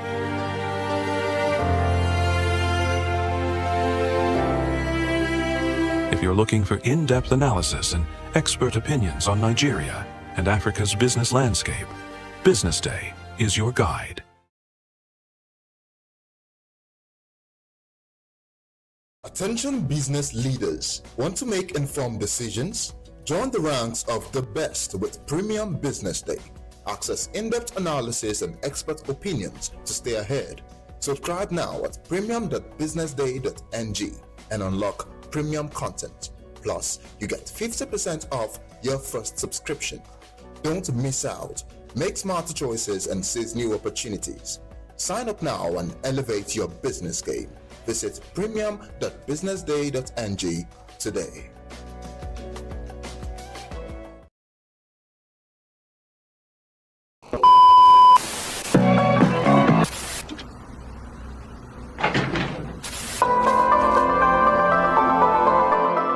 This is the Business Day television broadcast.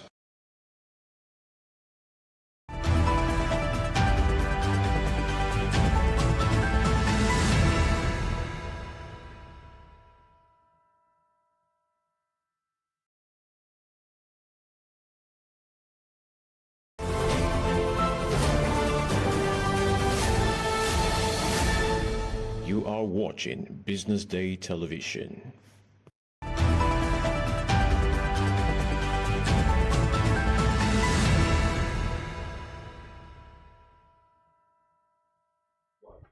Welcome back. This is still the BDTV Breakfast Show, and now we'll be taking a look at the front pages of the newspapers making the rounds across the nation. And I've got here with me in the studio Abubakar Ibrahim, our in-house analyst, as well as Mr. Joshua Bassi. They'll be helping us to dissect some of the stories that we have on top on our front pages today. But today we'll be starting with our own newspaper, the Business Day newspaper today, and it has quite some interesting stories on the front page of the Business Day newspaper. The big one here says, Japa drains hospitals of specialist doctors, and it's all about the brain drain that we've been talking about for a while now. And then there's another big story. It says PFA's 22.3 trillion naira assets reap big from foreign money market as treasury bills, private equities provide good returns. That's on the Business Day newspaper. And then we also have another one that says how a quiet company is powering Nigeria with $1 million deals. This one is in the power sector, the energy sector. It's good that we have you here, Ibrahim. And then another one says Zenith Bank raises over 350 billion naira in combined rights issue and public offer. But let's start with the big story here. It says Japa drains hospitals of specialist doctors. I want to hear your thoughts on this one, Mr. Joshua. Yeah, thanks, Elizabeth. The issue of Japa has been a major challenge to Nigeria. Any sector of the economy that you're looking at, but especially in the health sector. So it is not surprising that we are having that story. Japa drains hospitals of the specialist doctors in Nigeria. Is a big concern, and it has been a concern to every Nigerian for a very long time now, where those who are supposed to be here to provide healthcare services are leaving the country because they find the environment conducive enough for them to carry out ply their trade. Whether you're talking about doctors or you are talking about nurses or talking about maybe laboratory scientists and what have you, that are just living, because if you ask them, they will say, oh, is it that one? Maybe that they don't have light in the hospital to be able to do what they have, what they're supposed to be doing. Basically, doctors should be saving life. And if you get into a hospital and there are no facilities for you to be able to save life, as you were trained to do, it can be very frustrating. And so for those of them who feel they can't continue to do that, you find them leaving. There's also the issue of welfare. A lot of them will complain of poor pay, and so there are attractive, salaries, allowances, incentives outside the country. So they want to go and get those one, because in the life is that whether we like it or not, you take care of yourself first. You want to make sure that your welfare is taken care of before you can then also take care of other people. So if as a doctor you are not, well taken care of, and then you may not be in the right frame of mind to be able to take care of your patients. So you want to go to where your welfare is guaranteed, so you'll be able to do your job effectively to be able to save lives. So, but the implication of it, of course, as we know, is that we are a country of over 2 million people that Nigeria is. We are we are left with very few who are battling to handle this large population. If you go to some hospitals in Nigeria today, especially the general hospitals, you'll be shocked, Elizabeth, to see that you have to do booking like 1 month ahead to be able to see a doctor. That's how bad it is. That's terrible. And so if one was, even in some cases, we have emergency cases. You rush someone to the hospital, emergency situation, and then sometimes find it very difficult to be able to get the attention of the doctor immediately. Meanwhile, it is supposed to be an emergency situation that doctors should immediately, attend to. And in some cases where the doctors are even available to the facilities, the things that they need to be able to do that, carry out that, to carry out that emergency situation is not really available. So for doctors, it can be quite frustrating. So it's not surprising that they're leaving. But we also understand government is also making effort to see how some of these things that are lacking can be put in place to at least, stop them from leaving. But it's difficult to keep them if we don't provide them with what they need to work. If we don't provide them with the kind of welfare that they desire and that they need. And these things are available somewhere else. You can't stop people from moving. So but as they leave, we find ourselves in a very difficult situation where those who should actually go to the hospital receive maximum healthcare services are not able to access those healthcare services because the doctors, the specialists who should provide those healthcare services are not readily available. It's quite unfortunate. Yes, I wonder if you want to add anything to this, Ibrahim. Yeah, well, so for me, I'd say that we should look at what the countries that our specialists are moving to, what are they doing right? So when we see what they're doing right, then we can start to emulate. So you can't keep someone that wants to leave. So they, like Mr. Bassett said, you need to know where they're living. Some have said it's working environment, welfareism, and even should I say technical know-how to go and learn more out there and all of that. But there used to be a time where you can easily just take some Nigerians outside the country, train them, then you bring them back. So it helps, and I feel like both private and the government needs to also look inward and make laws, implement laws, improve the life of doctors. So because I can't give what I don't have, and if you're not treating me right, I'm not in the right frame to even go treat the next person. So it's like going to a therapist, and the therapist is also going through a lot. So obviously you won't get the best results, you won't get the maximum efficiency from that person. So I believe that we need to look inward, see what we're doing wrong, what others are doing right. Then we emulate that thing that is working out there, bring it in. If it is that increment in payment, you increase it. If it is training that they need and they need to go out to train, take them out, bring them back. As a matter of fact, that leads to loyalty.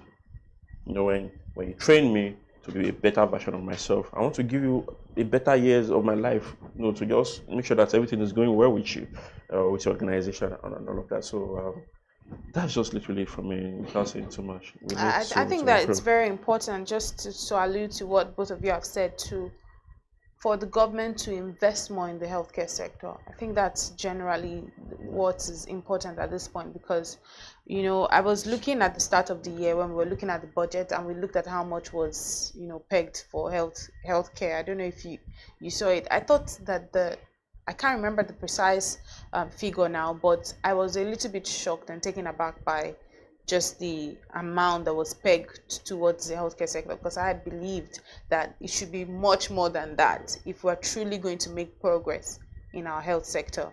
But I mean, that's that for that. Now, this other story on our front page today, this will be for you, Ibrahim. It says, how a quiet company is powering Nigeria with million-dollar deals.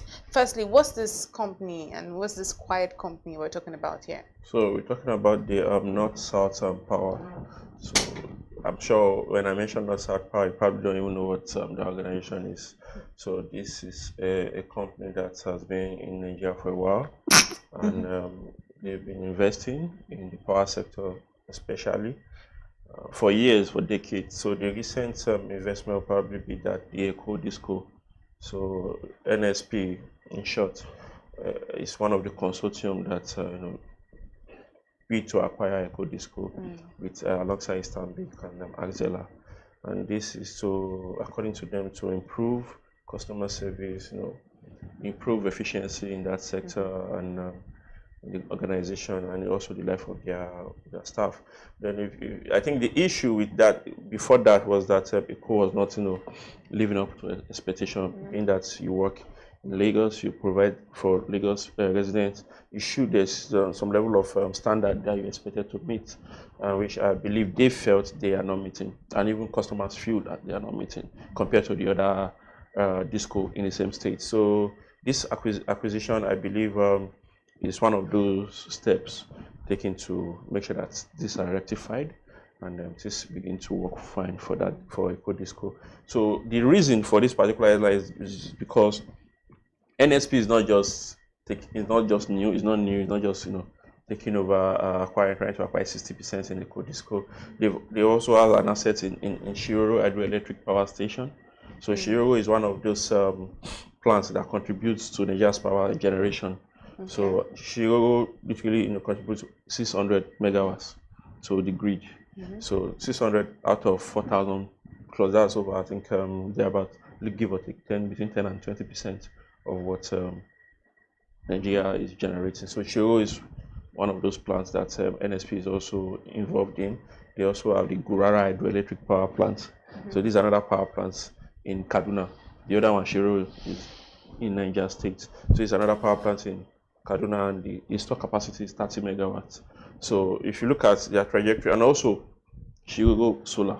So if you look at their trajectory, they've been in the sector quietly.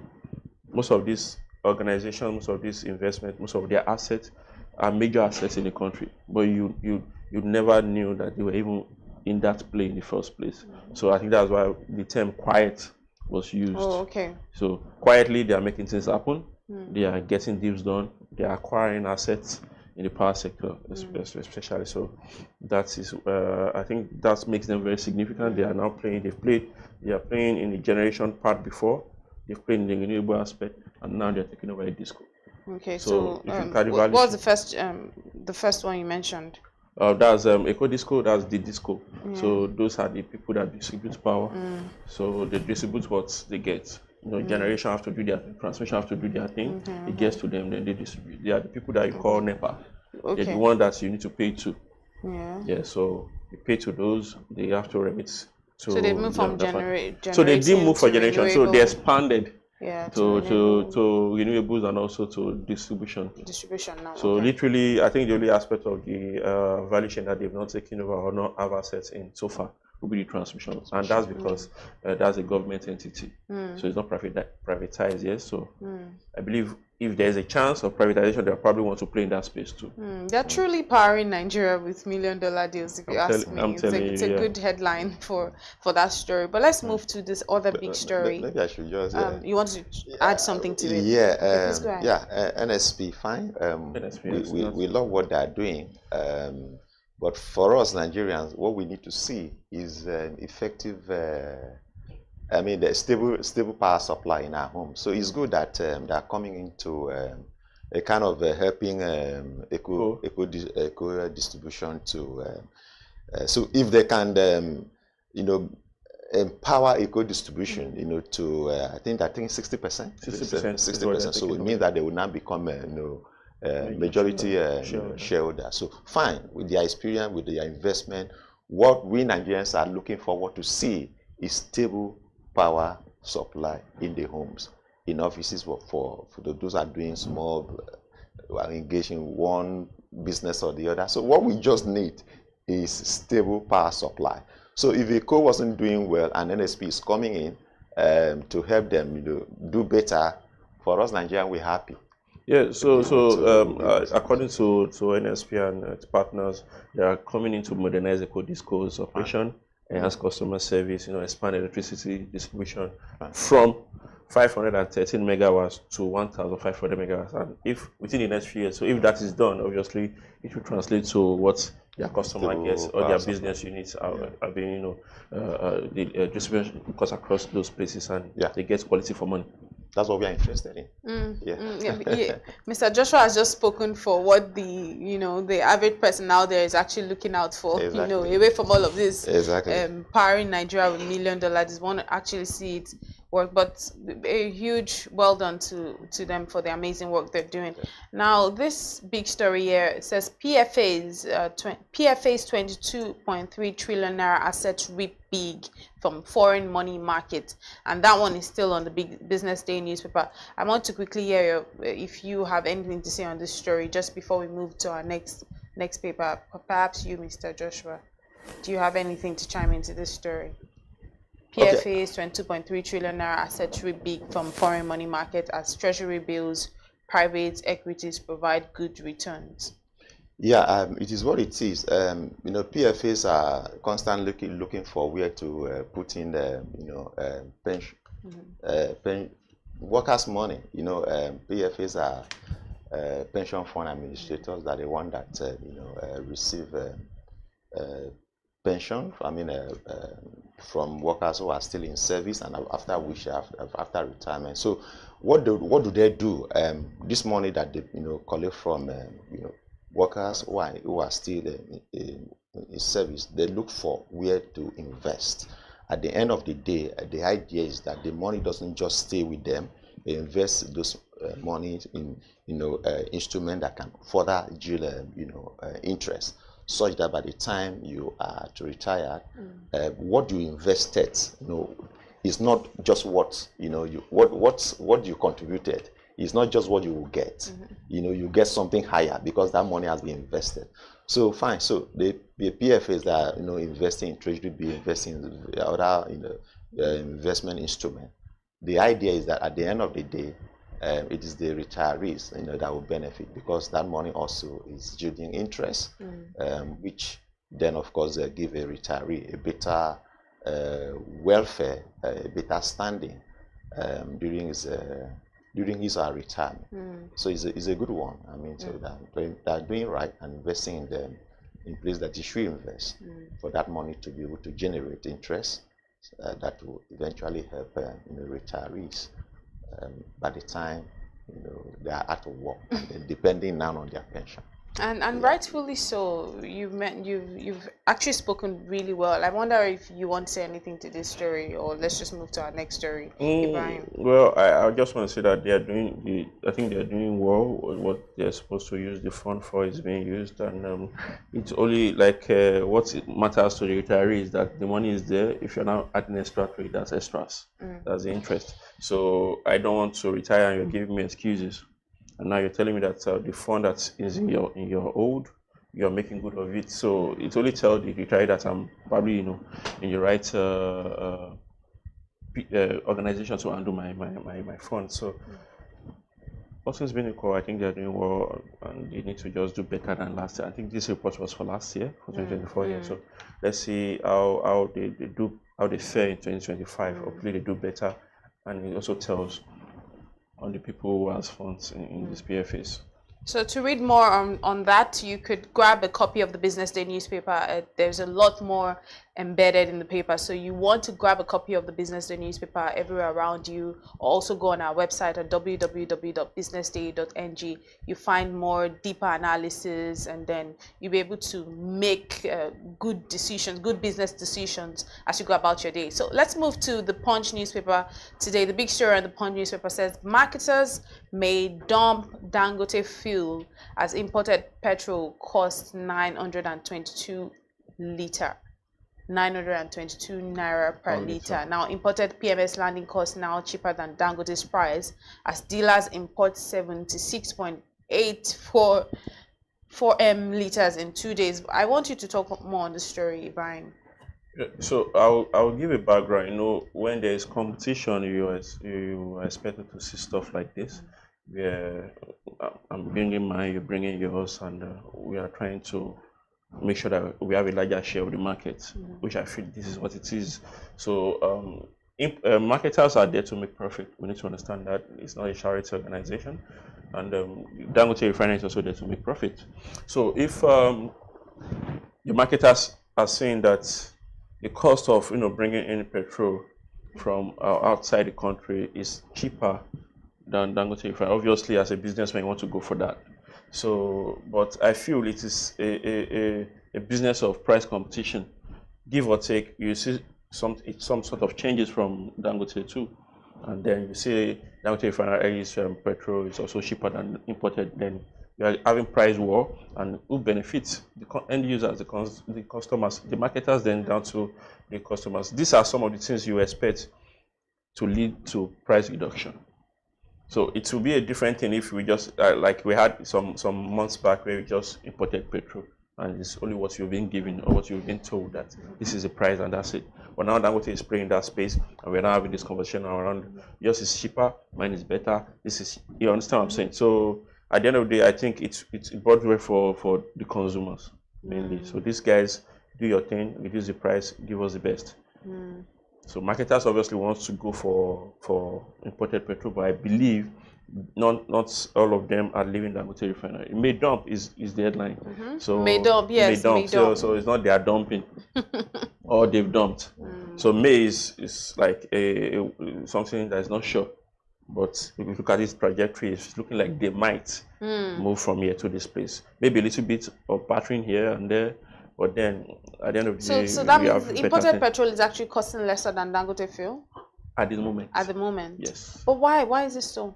Yeah, so I won't say what I don't know, but if you listen to the man himself, when the refinery was, when they're having this back and forth, with NPRS and MDPR, even the NNPC, you could hear where he was talking about how his products at global standards are better than what's been imported.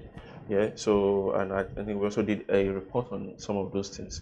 And he is standing on the fact that I'm bringing quality to the market. Obviously, it will be on the higher side than what you are bringing, because mine is better than yours.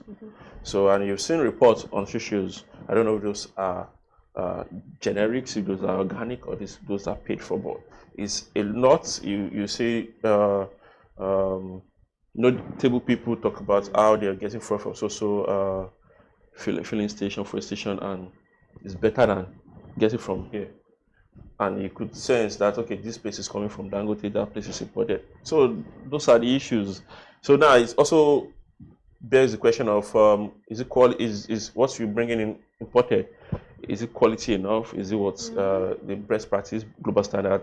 Does it pass the requirements and all of that? So if it does, fine, bring it in, we buy it at that cheap rate. As a matter of fact, I don't mind if you are telling me the price of petrol is now 500.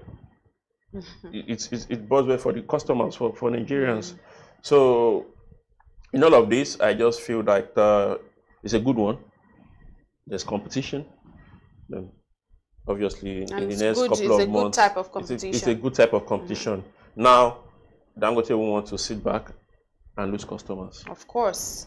So let's see what will you do? Yeah, exactly. So am I reducing the price of petrol for my country, for my, you call it S depot, all of this. So it's a good one.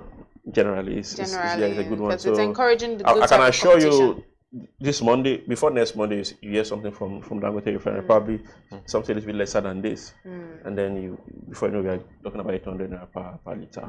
So that works, and I think that's the way to go.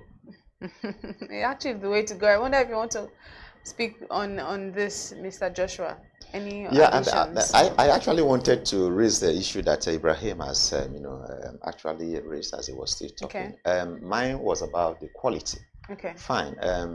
You bringing in is this standard, the quality that when we use it to run our car, we won't have issues. So those are the things is kind of question I wanted to raise. Again, I also want to Ibrahim is here, and then why is it that we are now interested in importing? Because at the time in this country, when the refineries were not working, the Port Harcourt refinery was not working. The Warri refinery, which they have told us now is coming on stream, was not working. The Dangote refinery, was not there. Only NNPC was importing. So, and then now we have the Dangote refinery is working now, producing. They've told us that the Port Harcourt refinery is now beginning to produce, and then the Warri refinery is also beginning to, bring out fuel. So why is imports now? Why is there now? Who are these importers really that are now suddenly waking up? Because before now they told us they didn't have the capacity to import, right? So that was only the NNPC was importing. Right. So why are we now suddenly having all of these people importers now bringing in fuel? So I don't know, but it's okay. It's fine that that importing brings about a healthy competition. So. Consumers can have choices. Yeah. I can go for the one that is cheaper. But again, my question is, the one that is cheaper, is it quality enough? I think that's what the regulatory agency should be able to look at. Because you recall, some years ago, there was this imported petrol that they brought in that damaged people's car. up till now, nobody was nobody has been held accountable, for that. Those who had their vehicle damaged as a result, I mean, just they just had to replace their. There was no form of compensation, no form of compensation whatsoever. But someone brought in, that bad share. Till now, nobody has been brought to book.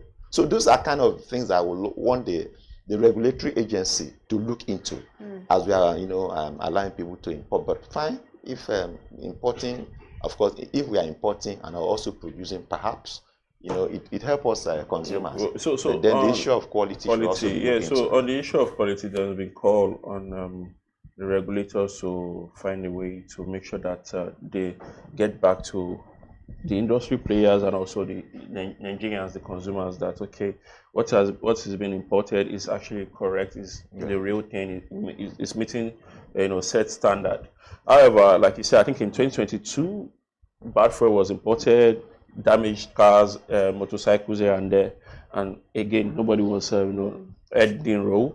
Then some months later, we also heard the same thing. Even there was a report from a Belgium. Do you mind if I come in? Who are the people meant to be held accountable for things like that to ensure the good quality? So they have to go through. I think NMDPRA has to be involved. Okay. They have to make sure that they test what is coming in. Okay. It's like your normal importation. If you're bringing a laptop, if you're bringing in any device at all, there is some standard organization of Nigeria. The way we have NADAC for medication, that's drugs and all of that. So we have SON, we have NMDPR. They are supposed to be, checking out for all of these things to make sure that what is being imported meets what Nigeria markets needs. Right. So even there was a time a Belgian newspaper, did a report of how dirty fuel were leaving the country to Africa, especially Nigeria. Wow. So you understand. Yeah. So and that was last year. That was not even 2022. That was 2023, which means it's still ongoing. So and all of that, we actually did a report talks about how food was moving from Russia, this and that, down to Nigeria and all of that through importation and so on. So that's one of the major problems that the regulator needs to look into. So, but in regards to importation, it used to be the NNPC. Then the PIA came on live, and it was open for marketers and every other person. However, they had the issues of FX constraints. You hear this marketer, that marketer saying we couldn't bring in fuel because we don't have the FX. So at the end of the day, we still leave it to NNPC to do the importation. You understand what I'm saying? So now, I won't say that they've sorted out the issue of FX yet, or to that extent of magnitude of bringing in. So I will literally have to believe that even this importation is still being done directly or indirectly by the state-owned oil company. Okay. To some extent, yes. So importation is not bad, but they have to meet quality. Exactly. The business is not for charity. Many are there to make profit. The major marketers, the independent marketers, they are there to make profit. So if they feel that importation is cheaper than what we have in-house, let's go for importation. However, are you meeting quality? So if you're meeting quality, then there's no problem. Absolutely. Do your thing. But if you're not meeting quality, then there's a problem. So, on the other hand, to Dangote, I think late last year was, exporting petrol to neighboring countries outside of Nigeria. So it's a win-win situation for him too. If they are not getting it in Nigeria, they can get it elsewhere. Yeah. And already there are reports that it's disrupting European markets. So I feel like it's a needed competition. Okay, necessary competition is always good. So let's look at the top, the one on the top left-hand side of the Punch very quickly before we go to the Vanguard newspaper. And it's all about the Obasa saga, if you ask me. It says, Assembly tightens security as police promise peaceful plenary today. Tinubu GAC may meet on X-Speaker this week, and it continues on page 2. But this will be for Mr. Joshua, because we already had a conversation around this earlier on the top stories with Ibrahim. I want to hear your thoughts on the entire Obasa story, and then the plenary that might hold today. Well, it's no longer news, Elizabeth, that you know that Obasa was impeached or has been impeached. Perhaps what is new is that today, because he came in, he came in during the weekend. We saw what looked like a political carnival in his house, in Ikeja, on Saturday, where he also spoke and he said that it was not his impeachment did not follow due process, and that he remains the Speaker of the Lagos State House of Assembly. Well, how he's going to reclaim that mandate or that speakership, we don't know. But the thing is that today it is speculated that he will be in the chamber at the Lagos State House of Assembly chamber today, where since he's still claiming to be the Speaker of the House of Assembly, whereas someone else, was, installed as a Speaker. So I think that the deployment of police to the premises is to forestall possible clash between maybe his supporters and those who are supporting the current Speaker, and maybe the House of Assembly in one hand and his own supporters on the other hand. I'm not surprised that the police are there. They foresee the possibility of a clash between this and this. So it's good that the police men are there to perhaps forestall, because the job of the police is to maintain law and order. But I think that the option that perhaps is left to Obasa is for him to approach the court, in my view, to say, look, I was not properly impeached, or maybe my impeachment did not follow due process. The court will look into it, and if indeed his impeachment did not follow due process, the court will make a pronouncement. I think that's, for me, that's the option that's left to him. But I think for the Lagos State House of Assembly, they move on. The new speaker was sworn in, and she's presiding.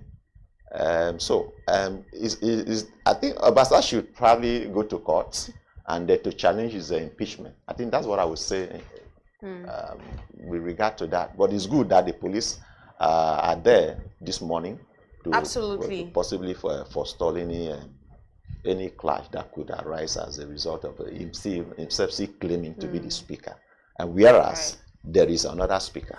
So there's already another Speaker, but if he feels like the impeachment process didn't go through due process, then he certainly has the right to, go to court. He has the right to go to court, of course, and challenge it. So the court will make a pronouncement, and that should be able to settle it. If the court gives it to him, fine. If the court gives it to the current Speaker, fine. So, I mean, the legal process can actually, but I think this is an issue that should be resolved through legal procedure, not, going there to say, I'm still the Speaker. Go to court. If you think that you were not properly impeached, or your impeachment did not follow due process, you approach the court. The court should be able to make a pronouncement. Absolutely. Let's see what's on the Vanguard newspaper this morning. The Vanguard newspaper has quite a very interesting spread this morning. The big story on the Vanguard newspaper says, FX spending on foreign education and health defy Naira depreciation and rises by 26% to $2.3 billion in 9 months. That's the big one, the big headline on the Vanguard newspaper. And then we have an interesting spread all across. On the top left says Zenith Bank raises over 350 billion naira in right issue and public offer. Lagos Assembly crisis, JAC members divided over Obasa's impeachment, what we've already spoken about. Now, Tinubu, Bauchi governor, Foreign Minister Debika. Now, Amid commander and 21 soldiers killed in Borno terrorist attack. This one is quite unfortunate. Now, also 25 dead as explosion hit mining site in Niger State, and some other stories in the sporting section. World Cup fever, ex-internationals express fears in World Cup. But let's talk very briefly about this big story here. FX spending on foreign education and health defy Naira depreciation. We've spoken about this. Yeah, so let's quickly see what your thoughts are on this one. Well, I think everyone wants quality, quality in all ramification of life. And I believe what many of the people involved in this did was, if you have it, pursue it. So education and health in Nigeria can compare to many other places in the West. As a matter of fact, you can hardly compare to any other place in the West. So people are living to leave the country to either go learn or go earn. So if you're learning through scholarship, you still have to pay for flight and all of that. If you're learning and you're not going through scholarship, then you're paying a lot. So I believe that Nigerians are looking to just leave the country for greener pasture in terms of learning and earning. And this is what has translated to what we have on the front page of Vanguard newspaper. And it also tells us that we need to do better in our health and education sector, because if they are good enough and they're meeting global standards, we could also have people coming into our country. So first of all, we need to retain the people in the country. Then we can have people coming in the country. I can assure you, all across Africa, you see Nigerians there studying. The like, not so, I won't say not so important, but not the type of courses that you don't expect someone to go for outside Nigeria. You see Nigerians taking it outside the country, in Sudan, South Africa, and all of that. And it begs the question, we are supposed to be having foreigners, especially in Africa, our brothers and sisters, coming in to learn from us, being big brothers per se. But our education and health sectors is nothing to write home about. So we need to go back to the drawing board, improve on those sectors, so that we can have at least people, staying back and learning and also earning. FX is not helping, but people don't mind taking those effects that we don't have outside the country. Exactly the point. So for quality, 26% increase, that's a lot. So it's for quality. That's, you spend $2.3 billion, yes, in 9 months. Guess what it will be in a full year? That's 3 months later, or an addition of 3 months to that 9. So you're probably talking about somewhere between $2.53 billion in a year just to go earn or learn outside the country. So that's a lot. We should be bringing in those effects. We need those effects more. And then, but the quality of clinics, especially in those sectors, is not so right about our people rather go get quality outside than stay back and, in quote, try to just manage. This case of insurgency also on the paper that it's been across all of the papers, so I wouldn't want us to leave without talking about it. Now, the army commander and 21 soldiers killed in Borno terrorist attack, and 70 insurgents killed. When we're talking about insecurity, we're talking about insurgency in Nigeria, this is something that's been on the rise. It kind of, with this government administration, we've spoken about it actually the spate of insecurity actually reducing. But do you agree with that, Mr. Joshua, with all of these things we're seeing now with the attacks and all of that going on? Last week, the Nigerian military made a good showing of being able to neutralize some of these bandits. I think last week they were actually celebrating, and they were also told us that we're closing in on the Toji Bello, who is the Tunji Bello. Toji Bello, who is the Toji Bello, who is the most wanted,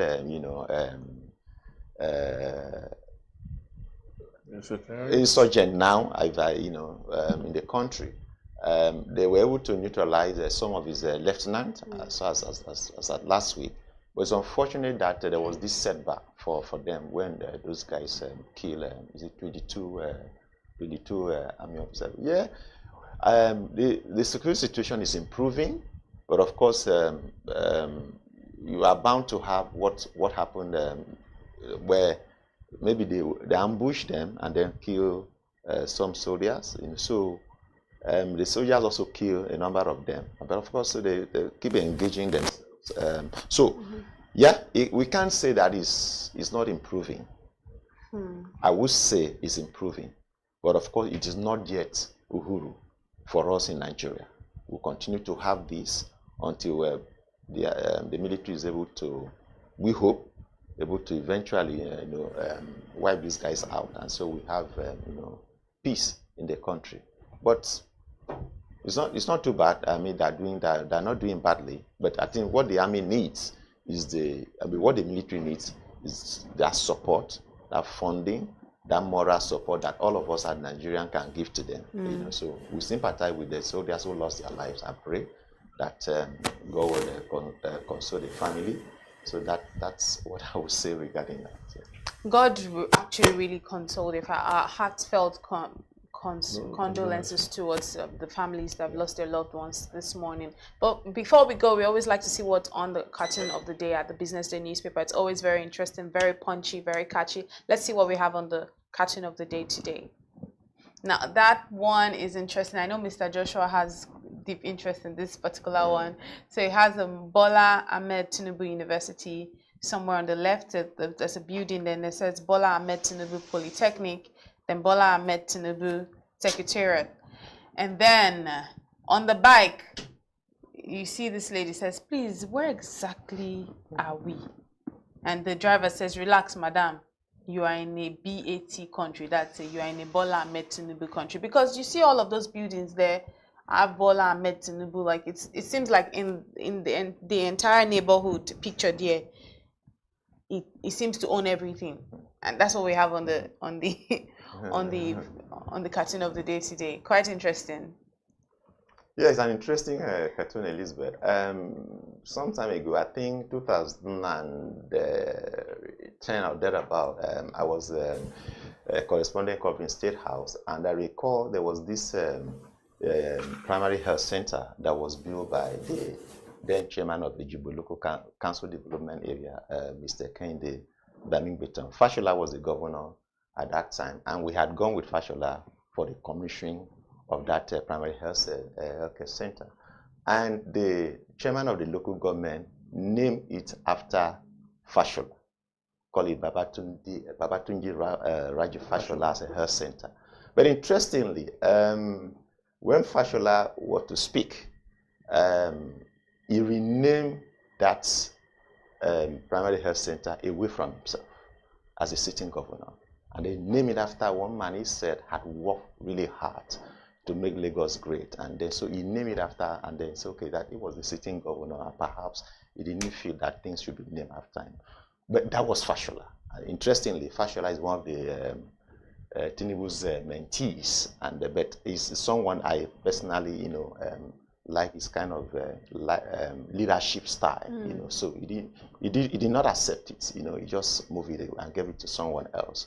But having said that, it's good to, I think what the cartoon is really talking about here is, things are, we have a number of things being named after, the president. For me, this is good. I mean, I don't know if the president is accepting all of those things. But what I want to say here is that whether you are naming hospital after the president, whether you are naming polytechnic, whether you are naming a barrack, whatever it is that you are naming after the president, for me, it is not the naming of those things after the president that is the issue. If, for instance, it is a hospital that you have named after the president, for me, it is not the naming. What is important is that hospital having facility, having drugs, having doctors, having nurses who are motivated, who are being well paid, having all of the facilities and all of the things that they need to be able to provide quality healthcare services to the citizen. For me, that's what's important. So you can name whatever it is. If you name a barracks after the president, for me, it is not the naming that is important. What Nigerians want to see is that barracks, those who are living in that barracks, for instance, do they have light? Or is everybody depending on generators? Such that the fumes of the generator are released into the atmosphere, and the people who are living in the barracks are inhaling those, toxic carbon, and then at the end of the day, they are going to the hospital that you don't have facility, you don't have all of those things to take care of them. So the naming of whatever it is, not for me, it's not the issue. If you name a polytechnic, if you name university, all of the things name after. If the students go there, do they have facilities that should aid teaching, learning? The lecturers there, are they motivated to teach? I mean, are we going to see a situation where ASU doesn't threaten strike every now and then? So for me, it's all those things you name, and naming this name. The woman is confused. Which country is this? Yeah, where are we exactly? Country, fine. But for me, those are the things that are important to me, and those are the things that Nigeria, for me, should also be important. So my take on that is that we shouldn't be having every institution, every other government or not, being named after just one person. You understand me? Like, it's analogy about the former governor of Lagos State, where you are now acknowledging people that has worked, elected to make sure that things are happening in the country. So obviously, you could, try to, like, should I say, appreciate or acknowledge the work of the president. However, when you start having every buildings of that belongs to the government, or even a private building being named after just one president, you ask the question: Is this Nigeria, or is this Bola Tinubu's Nigeria? You understand what I'm saying? So sure, there is too much, and there's not enough, and there's just in between. You have primary centers named after you. You have schools, like the picture depicted. You have schools, airport, and all of that. So just assume a country where every government buildings was named after just one person. It's Abubakar Ibrahim. It doesn't bode well for me. In as much as the main thing that really matters is that those buildings, what they are meant for is what they are doing. If it's an hospital, is functioning, they have light and all of that. But putting a name to all of this is not what should matter. It's just a matter of fact. If you have someone who has done a very good job, make sure that those buildings come to life. Give them the acknowledgement. It also boosts the morale for other people to want to work, to want to do things, because I know I will be acknowledged. So does that mean that with all of those buildings with Bola Ahmed Tinubu, does that mean that he's been doing a lot? So that's the question. That does not mean he's been doing a lot. It might actually not mean that even those buildings are functioning. You understand what I'm saying? Like, this is a studio. When we're talking, imagine there's a Bola Tinubu studio out there, and nothing is going on in here. It's just Bola Tinubu's studio. So it does not mean he's doing anything. So we should leave all of this into just putting in the work. Yeah. As a matter of fact, just get the work done. Right. The history will remember that you were the one that made sure that this thing happened without your name on that building. So I differ a little bit from what Mr. Bassi says, but in that regards, however, what actually truly matters is that those buildings are doing what they are meant to do. If it's a school, students are there, they're getting quality education. We just talked about people spending efforts trying to get those things outside the country. Those are what we should be doing. Most of the countries that are going to do not have the name of their prime minister or their president on it, on those buildings. So they are getting quality. Oxford hasn't changed its name in a while. Harvard, same thing. So we should just stick to some of this, what really matters, get the job done, let it translate to good life for the people, quality of life, standard of living. As a matter of fact, I can hardly get a room or 2-bed, a mini flat in Lagos now. It's expensive, it's shocking. These are the things we should be talking about. What are you doing to make sure that the lives of people are better off than what it used to be? Your administration is better than the previous one. And it's governance. It should be that after you, the next person is doing better than you. Absolutely. So let's focus on that. Let's leave putting names on buildings. It does not change anything. Right. Thank you so much, gentlemen, for sharing those really balanced perspectives with us today on the newspaper review of the BusinessDay TV Breakfast Show. It's always a delight speaking to you on the show. Thank you so much for joining us. Up next is Big Story coming to you.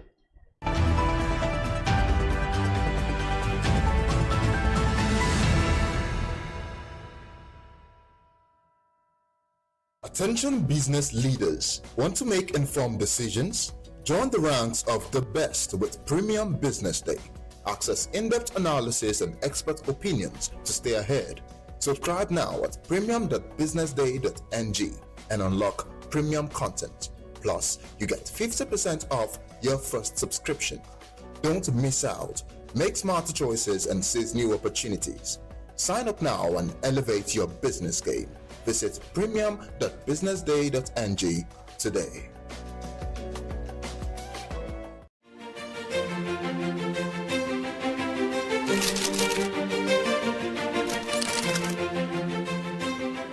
I am, of course, a great admirer of the impeccable credibility, professionalism, and business savviness of BusinessDay. If you really mean business in Nigeria, start your day with BusinessDay.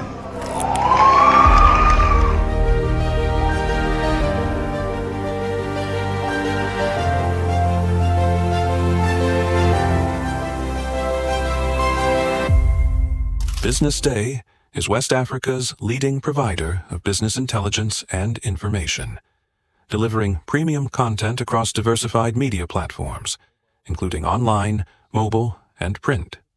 Since its inception in 2001 with a weekly newspaper production, BusinessDay has expanded its reach to provide exclusive content accessible through print, mobile, and online channels. Our premium offerings are further enriched with syndicated content from esteemed sources like the Financial Times, The Economist, and the Harvard Business Review. At BusinessDay, our mission is clear: to be the foremost provider of business and financial content, empowering readers to make informed decisions in Nigeria and Africa.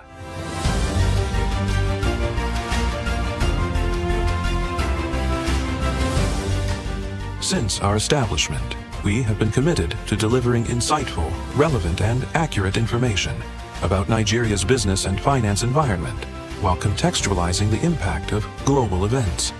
We monitor the stock market, analyze the companies driving it, and report on government policies and their economic implications. For being consistent in organizing these CEO forums for almost the last 14 years, I think this was a commendation, and I think something that will encourage them to continue.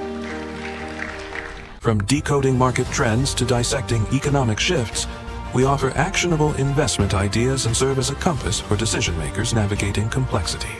Beyond headlines, Business Day fosters discussions on critical economic issues through impactful conferences and events. These platforms bring industry leaders together to share narratives that drive innovation and spark meaningful dialogues. Our events galvanize connections, bridging the gap between inspiration and achievement. For businesses seeking visibility, our strong digital presence offers unparalleled opportunities, with millions of followers across social media and a dynamic website attracting visitors from within and outside Nigeria. Business Day is the ideal platform to boost visibility for your products and services.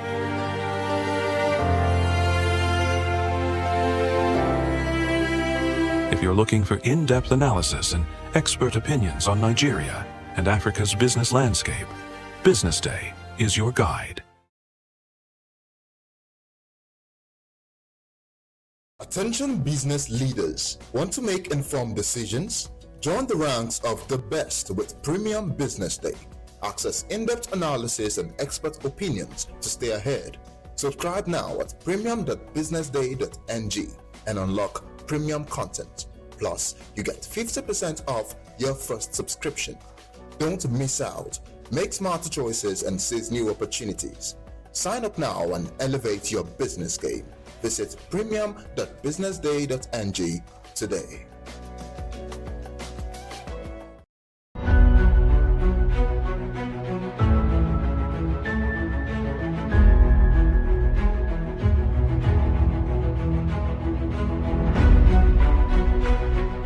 On behalf of our author and Business Day, I unveil this book or recommend the book to everybody in Nigeria and Israel. Thank you very much.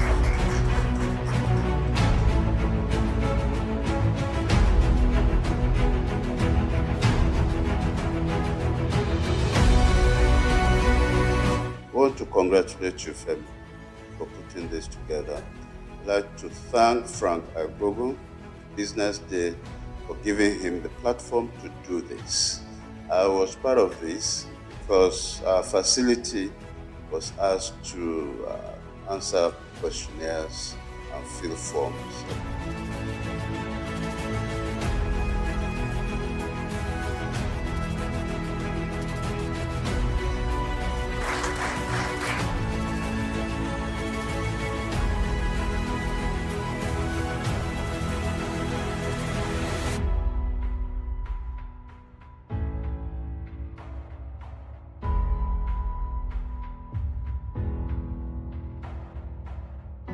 There's a ferment in the Nigerian healthcare system. There are a lot of challenges, but there are also a lot of opportunities. And then the fact that the private sector is beginning now to take its rightful place. It's not now being seen as a competitor of government, but is beginning to occupy to create a larger footprint within healthcare itself in terms of funding, in terms of direct service provision, in terms of even creating the aspirations and in terms of supplying the personnel. And that is how it should be. We are developing a customized health service on both the supply side and the demand side that should be fit for purpose in an environment. The supply side is moving fast, but without looking at the demand side and facilitating it, that is the access of the people who need to use the services, there's only so far they can go, or they'll be making investments that cannot be returned in the foreseeable future, and that is not right. People talk nowadays about patient capital. No matter how patient the capital is, that is waiting for a long time to get returns, those returns must be built into the system. That means somebody must be paying equitable amounts of money for the service that is being rendered. It doesn't have to be the person who uses the service. In fact, our aspiration is that it should be the people who are paying out of pocket should be reduced to like a 0% within the context of Nigeria, and yet everybody who needs that service should be able to get it.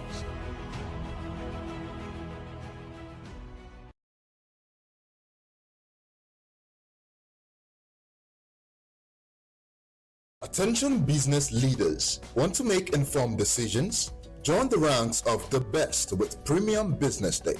Access in-depth analysis and expert opinions to stay ahead. Subscribe now at premium.businessday.ng and unlock premium content. Plus, you get 50% off your first subscription. Don't miss out. Make smarter choices and seize new opportunities. Sign up now and elevate your business game. Visit premium.businessday.ng today.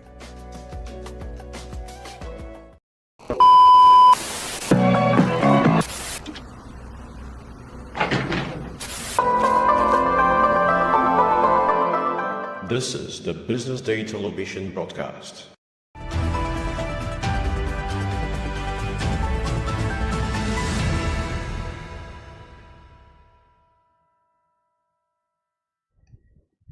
Welcome back. This is the Big Story segment on BDTV, your trusted platform for breaking down the key issues shaping our economy, industry, and nation. I am Bethel Olujobi. In the Big Story segment today, we will look at the bank recapitalization policy and examine the implications for the banking sector and how far the banks have gone in their bid to meet the deadline set by the CBN. The bank recapitalization policy announced in 2024 by the Central Bank of Nigeria has seen many Nigerian banks embarking on aggressive fundraising through IPO or private placements. To dig deeper into the discussion, we are joined by our guest analyst today, Ayokunle Olubumi, who is the head of financial institutions rated at Augusto & Co. He will help us understand the implications of the policy for the banking sector and how far the banks have gone in their bid to meet the deadline. You're welcome to the show, Mr. Olubumi. Good morning. Good morning. Thank you for having me. Thank you for joining us. So we'll get right into the discussion. Now, we understand that the banking sector's recapitalization has been driven by several critical factors, including the need to strengthen financial institutions to enhance competitiveness and mitigate some risks that we've seen in the system. Could you elaborate on the issues within the sector that necessitated the recapitalization? If you look at the banking industry, the last time we had a recapitalization exercise was in 2004-2005. And then the minimum capital, right, then 25 billion, was about $189 million, right, that the minimum that each bank should actually have. In today, you see the equivalent of that amount is almost equal to just $19 million. So that shows you that how devaluation has adversely impacted the capital base of the banks. Although they are growing it in Naira, you see that in dollar terms, the value of the capital has been eroded. It's so sad that you see that at the end of 2023, almost all the top banks have some of their obligor exceeding the single obligor limits, right? Because in terms of even their capital, it has actually been eroded. And to be fair, a lot of banks were actually even expecting the recapitalization exercise.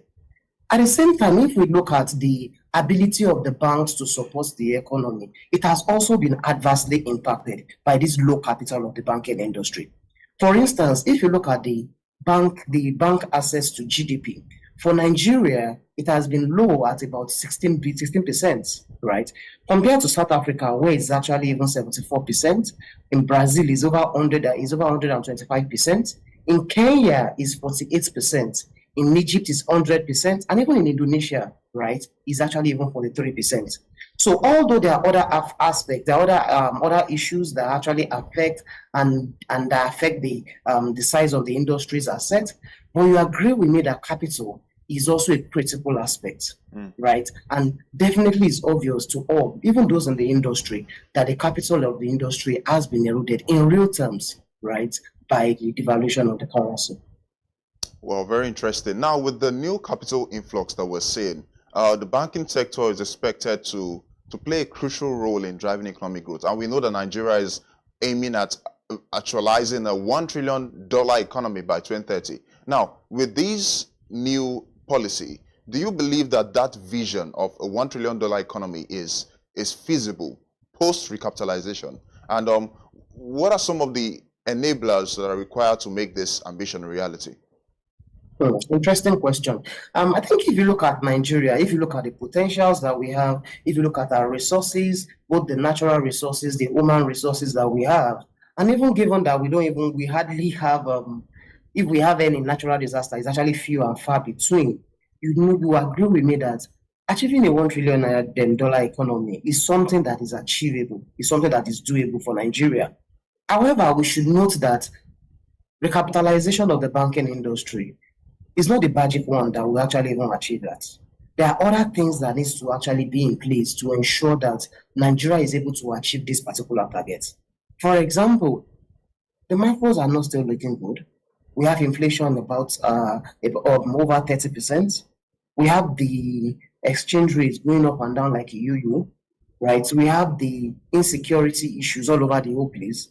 So all these need to be addressed if we are going to achieve this $1 trillion economy target. In addition, right, you also agree with me that, look, we need to also create an environment that is friendly to the private sector. Because it's the private sector and the businesses that are going to drive this economy. Government policies must be perceived to be business friendly, and even businesses should be able to understand and even be able to plan ahead. All this volatility and even these haphazard policies, this policy somersaults, right? All these we need to actually even reduce it to the BRS minimum to ensure that we're able to achieve this $1 trillion economy target. Now, with the recapitalization exercise still on the way, how would you assess the progress so far? And what are the initial outcomes we're seeing? What are the banks doing to meet this target? Because this is a target that was set for March 31st, 2026. And the recapitalization has begun. What are you seeing? How is the outlook so far? If you look at in March 2024, when the policy was released, based on our assessment, about $4 trillion naira, right, is actually even needed to recapitalize the industry. And so far, the industry has actually even raised about 2 trillion, right, half of that, and which is actually quite impressive, right? Although I agree that some of the funds that have been raised are still awaiting CBN's approval. In some way, I think the industry is actually even moving ahead. Almost all the banks, both the big banks, the small banks, the medium-sized banks, almost all of them are in line. Some of them are even ahead of their even recapitalization plan. So the industry is actually even working towards this target. And for now, although definitely we know that things can actually change fast, right? But now a lot of banks seems to be in line to actually even meet the minimum paid-up capital before the scheduled deadline on 31st of March 2026.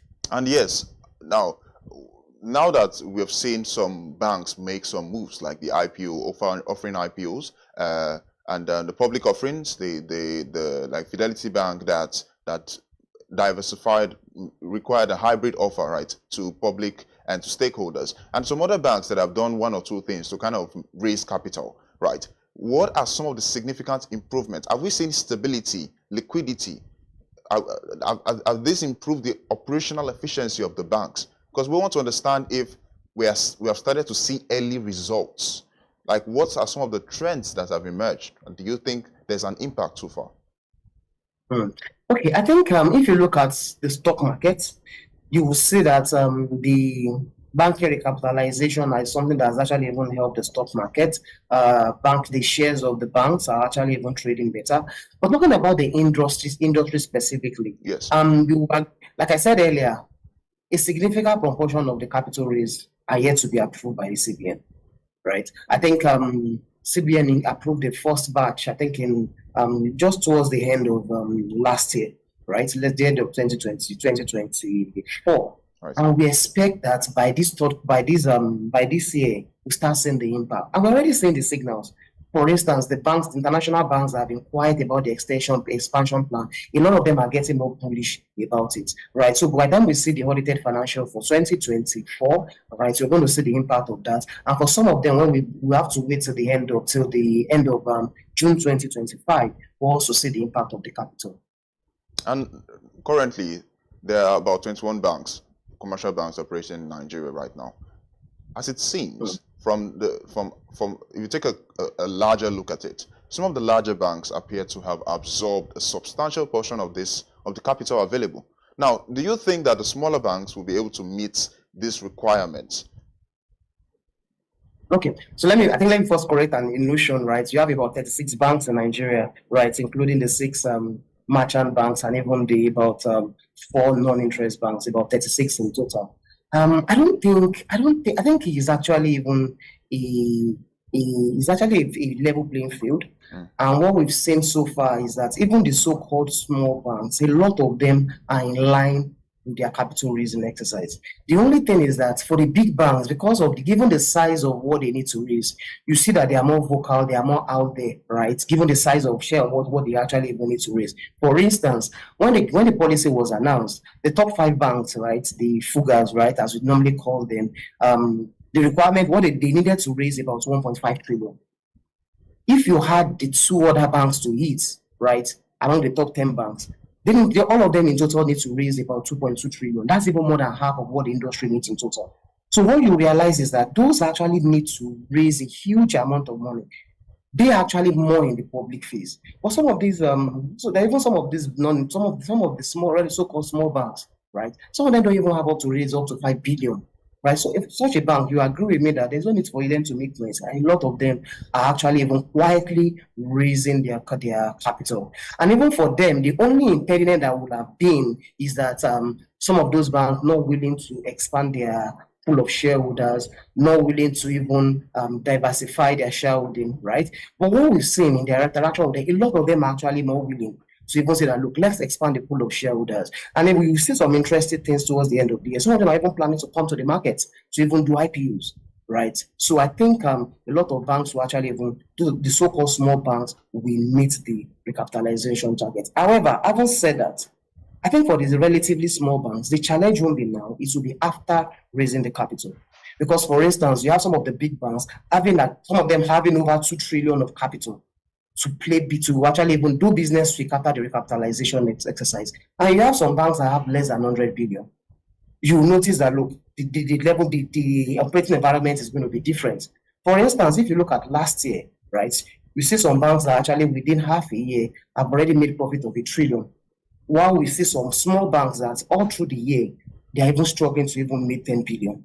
So what is going to happen is after the recapitalization exercise, the small banks will need to ask themselves, do I want to remain small or do I want to even partner or merge with the big bank, right? So actually even enjoy more profitability, something like that. Interesting. And now this exercise has wide-ranging effect on stakeholders, consumers, and even some of the financial institutions in Nigeria, right? And of course, the overall economy, right? Now, I would ask you this, Ayokunle, how might consumers benefit from this robust banking sector that we're aiming for, right? What are the long-term effects on the ability to lend, the bank's ability to lend, and of course, how will this influence Nigeria's economic trajectory in both the short and the long term?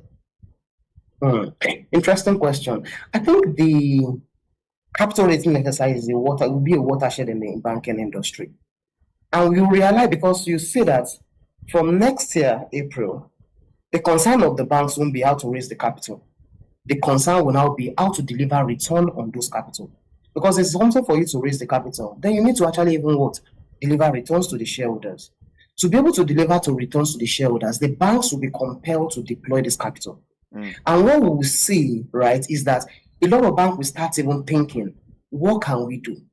And we expect that more sectors will emerge, right? Because the bank will be thinking about what other sectors can they even lend to, about excluding the traditional ones that they lend to.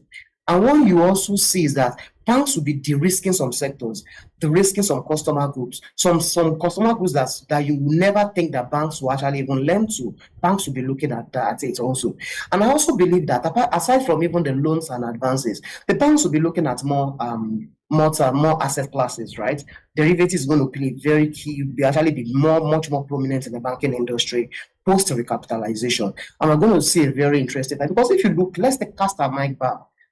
After the recapitalization exercise in 2005, you will see how that catalyzed the economy, how the banks were investing in various sectors to actually even prop the economy. We expect something similar to that post recapitalization. I was coming to that, right? In 2005, the base capital was raised from 2 to 25 billion, right? And what can we learn from that? That's what I want to ask you right now. Yeah, from the effect, right? From the outcomes of that recapitalization exercise. Yeah, I think there are some good lessons to be learned. Yes. Right. So there are some good things, some things that we did right, and there are some things that we didn't actually even do right. For instance, we could see how important the banking industry is to even sustaining the economy. We could see that, right? Different new sectors were actually even emerged.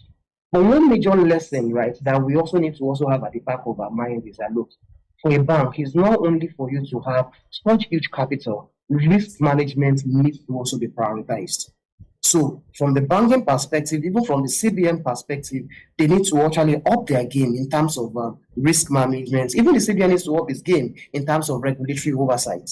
Because for most banks, like I said earlier, they will be under significant pressure to deliver returns for shareholders. And definitely the temptation to even go above the line, right? And even engage in some transaction that can actually even be above the risk tolerance threshold, right? The temptation is actually be there, right? So it's for the CBN to actually even come in line. And also the banks also needs to strengthen their risk management framework. Because like I mentioned earlier, a lot of transactions will actually even be coming in. So the risk management team needs to be strengthened to be able to have the capability to be able to handle such transactions. Interesting. And now we don't have much time anymore, but I have about 2 questions I would try to fuse into one. Right now, Ayokunle, on a personal note, right? I'm asking you now this on personal note. Do you think that all the banks would be able to meet this recapitalization goal? And also, how best do you think the challenge of the unbanked populace can be tackled, right? Because we know that Naira is relatively stable, right? Do you think this sustainability would continue, right? I don't know if you understand that question. Do you get me? Okay. I think you have 3 questions in one. Oh, yeah. Right? So okay, let me just say into one, right? Do you think that all banks can meet this goal, and how best do you think that the challenge of the unbanked populace can be tackled? Okay, right. I think the first one is like you want me to actually look into a crystal ball, but the honest truth is that look, a lot of things can actually even go wrong. However, as at today, almost all the banks are actually in line with their capital raising plan. Having said that, a lot of things can actually even change. When it gets to raising capital, a month is a long period. And also note that, look, there might be mergers and acquisition of banks that have actually even met the recapitalization targets, right? So we are saying, how everything still look good and rosy now, a lot of things could actually even change within the next 14 months. Right, in terms of the unbanked, I think Yes. I think the focus now currently we've been focusing on the commercial banks trying to even get the unbanked into the financial system, but I think it's a wrong strategy in my opinion, because you notice that this unbanked segment for the banks, the profit that they will gain from even going into this unbanked segment is actually very small. And that's why you see some banks are even closing down some of their branches or even trying to close some of their branches in the hinterland. I think rather the focus should be on using the microfinance banks, right? The payment service banks, and recently I've seen the fintechs. right, to be able to even bring those into the financial system. Although there are concerns about the financial health of the microfinance bank, right, but some of them are actually still very strong. And I think we should actually even focus on using them, because if you check, right, as a matter of fact, they actually set up to handle small size businesses, right, to even support small size businesses. And I think it's within their forte. And if you look at what the fintechs have done, they actually done very well. Because when you get some of the interlands, when you ask them, it's some of them that you don't even expect to have a bank account. When you mention some of the fintech banks' name, some of them will say, "Oh yes, I know them. I actually even have their accounts." Yes. Right? And the payment service banks also. Let's not forget that the payment service bank, the aim is to ensure that they go into the interland and be able to even help these people to even save and even do transfer. So I think that those can actually be avenues in which we can reach the unbanked and increase the number of Nigerians that are actually in the financial system. Well, thank you very much, Olubumi, for your time this morning. It's been a great conversation with you. Ayokunle Olubumi is the head of Financial Institutions Ratings at Agusto & Co. Well, continue to stay connected with us as we continue to see the impact of the recapitalization policy and how it will benefit the financial sector and Nigeria's economy at large. We'll continue to update you on recent developments, but that's all we can take today on The Big Story. Stay updated as we bring you more on BDTV. I am Betha Olujobi.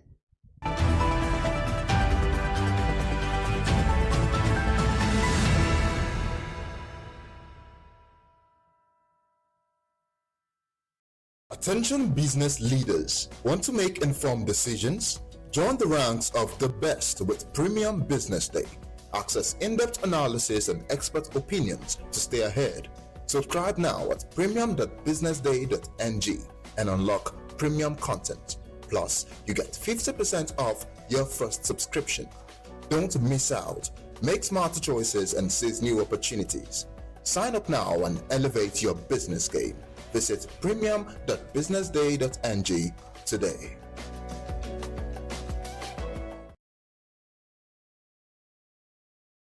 Partner for PwC Nigeria and the regional senior partner for PwC West Market, which is West Africa. The event has just been wrapped up and it was really, really insightful. I want to know, aside from like my own personal experience, what was the reason why this roundtable was so important to hold? This forum, these kind of sessions provide us an opportunity to have very important conversations about the direction of the country. There are a number of business leaders in the room today, as you saw. And the one thing that business leaders are contending with is how to navigate the complexities of operating in the kind of global economic environment that we are into. So these conversations or these sessions enable us to share perspectives and insights and information about how the strategies to deploy in running our businesses. But I think it's also very important in shaping the conversations we need to have in this country about the direction of travel of the country.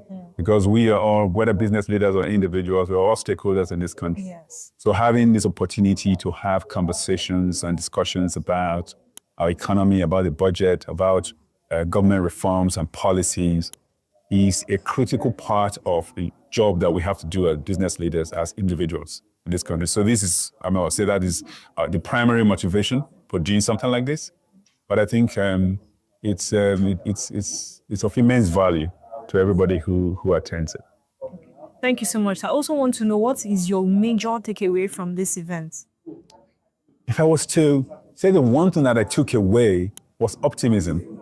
You know, I mean, we kind of came in there today, everybody had a slightly pessimistic view of where 2025, what 2025 would mean for businesses, especially given where we're coming from in 2024. Think about the macroeconomic challenges that we've had to deal with in 2024 in Nigeria and even across the world, inflation, currency volatility, you just name it. But the overwhelming sentiment today was positivity. Like, I think it can't get any worse than it was last year, you see? So inflation, the outlook is that inflation is going to come down, going to trend down. There's going to be some stability in exchange rates. There's even a suggestion that exchange rate might come down.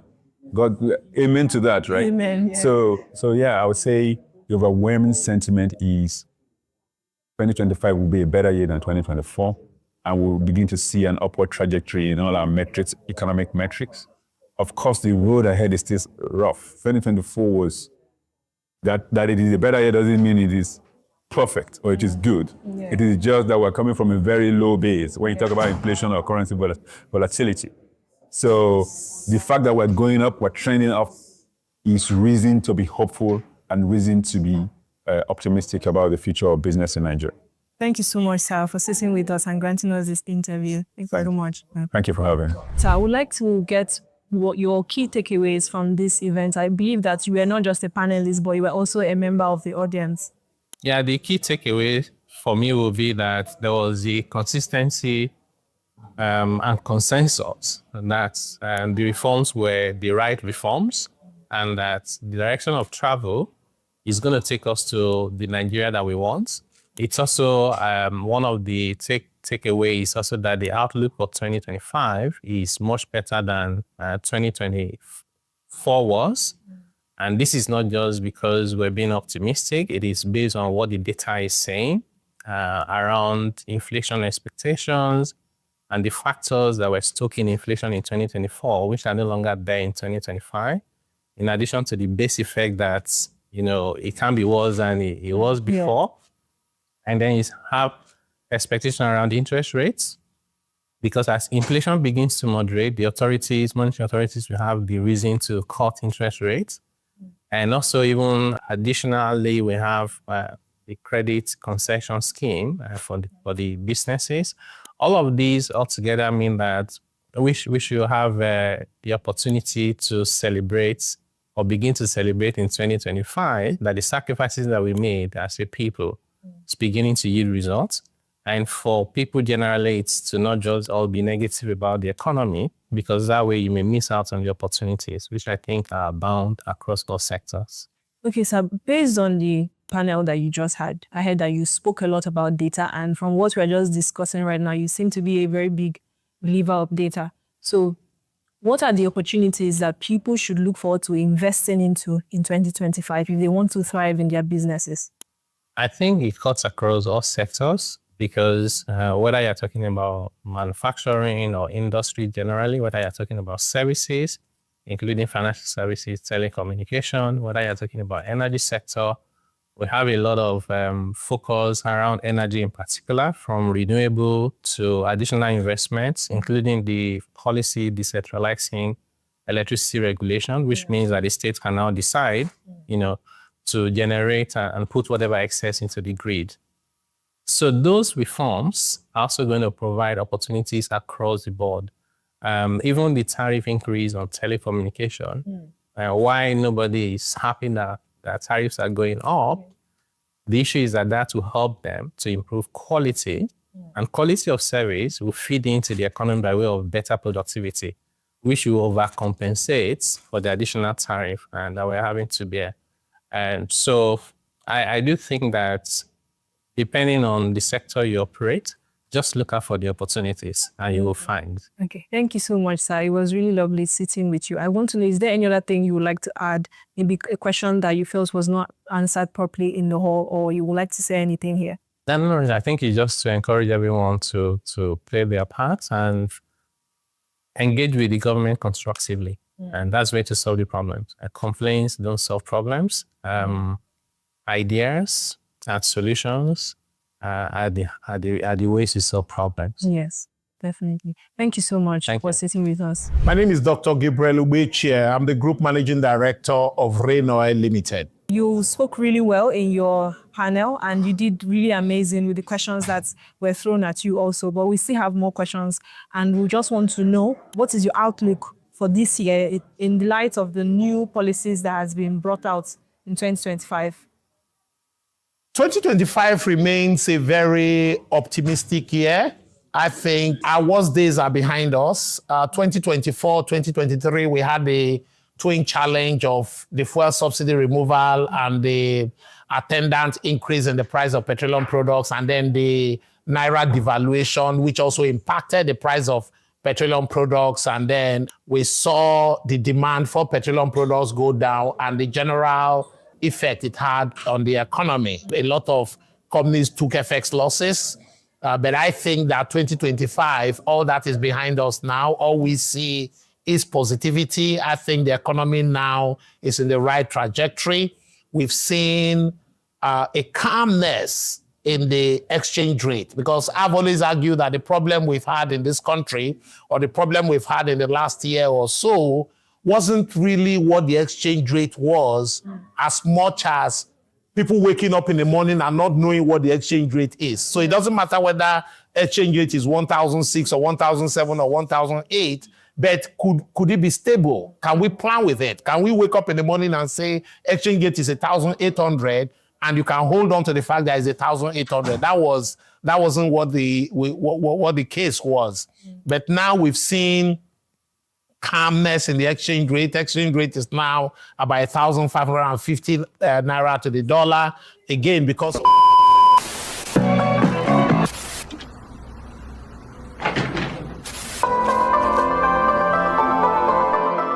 This is the Business Day television broadcast.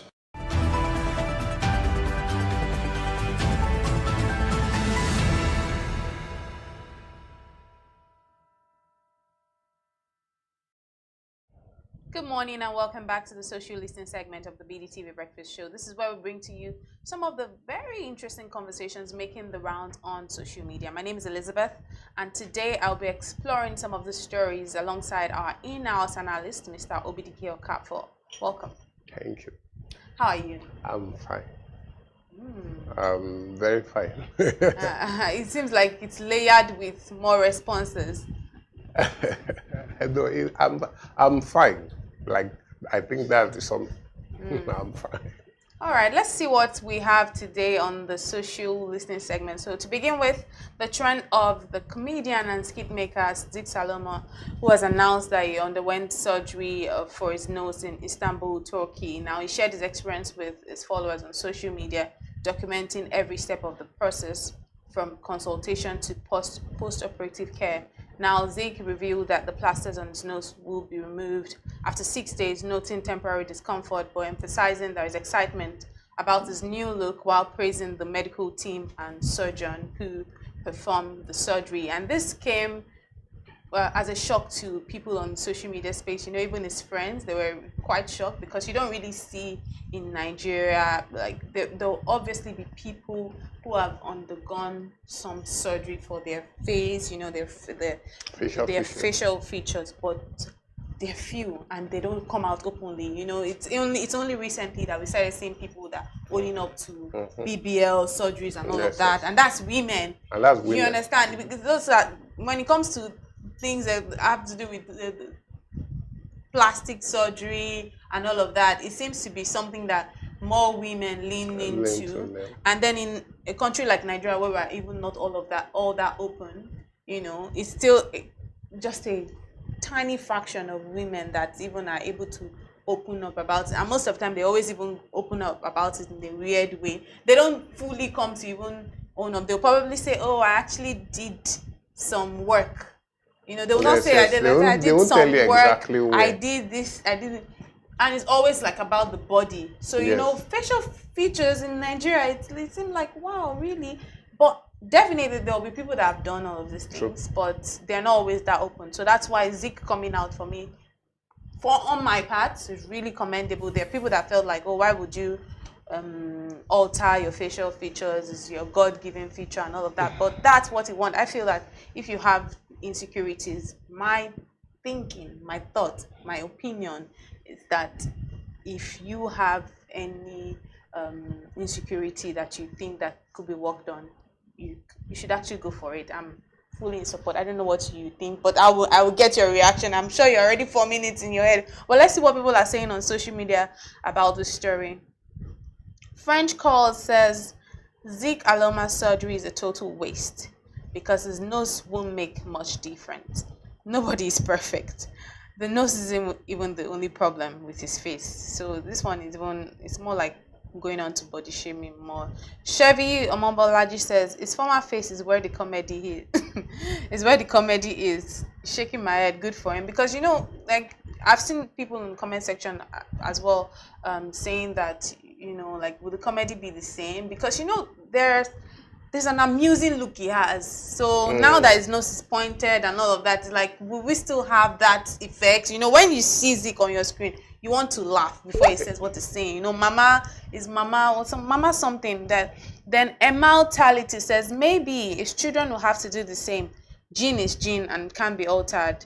The reason why nowadays people will have to check before and after pictures before getting married. Deceit is real. So this person is saying that, so you might have altered your facial features, but the gene will still remain as the gene, you know, like if the children are going to come with that note, genetics will not lie. You know, so on the comment section, it's like a mix of everything. Those people that are wishing him well, those people that are saying, you know what, I wish you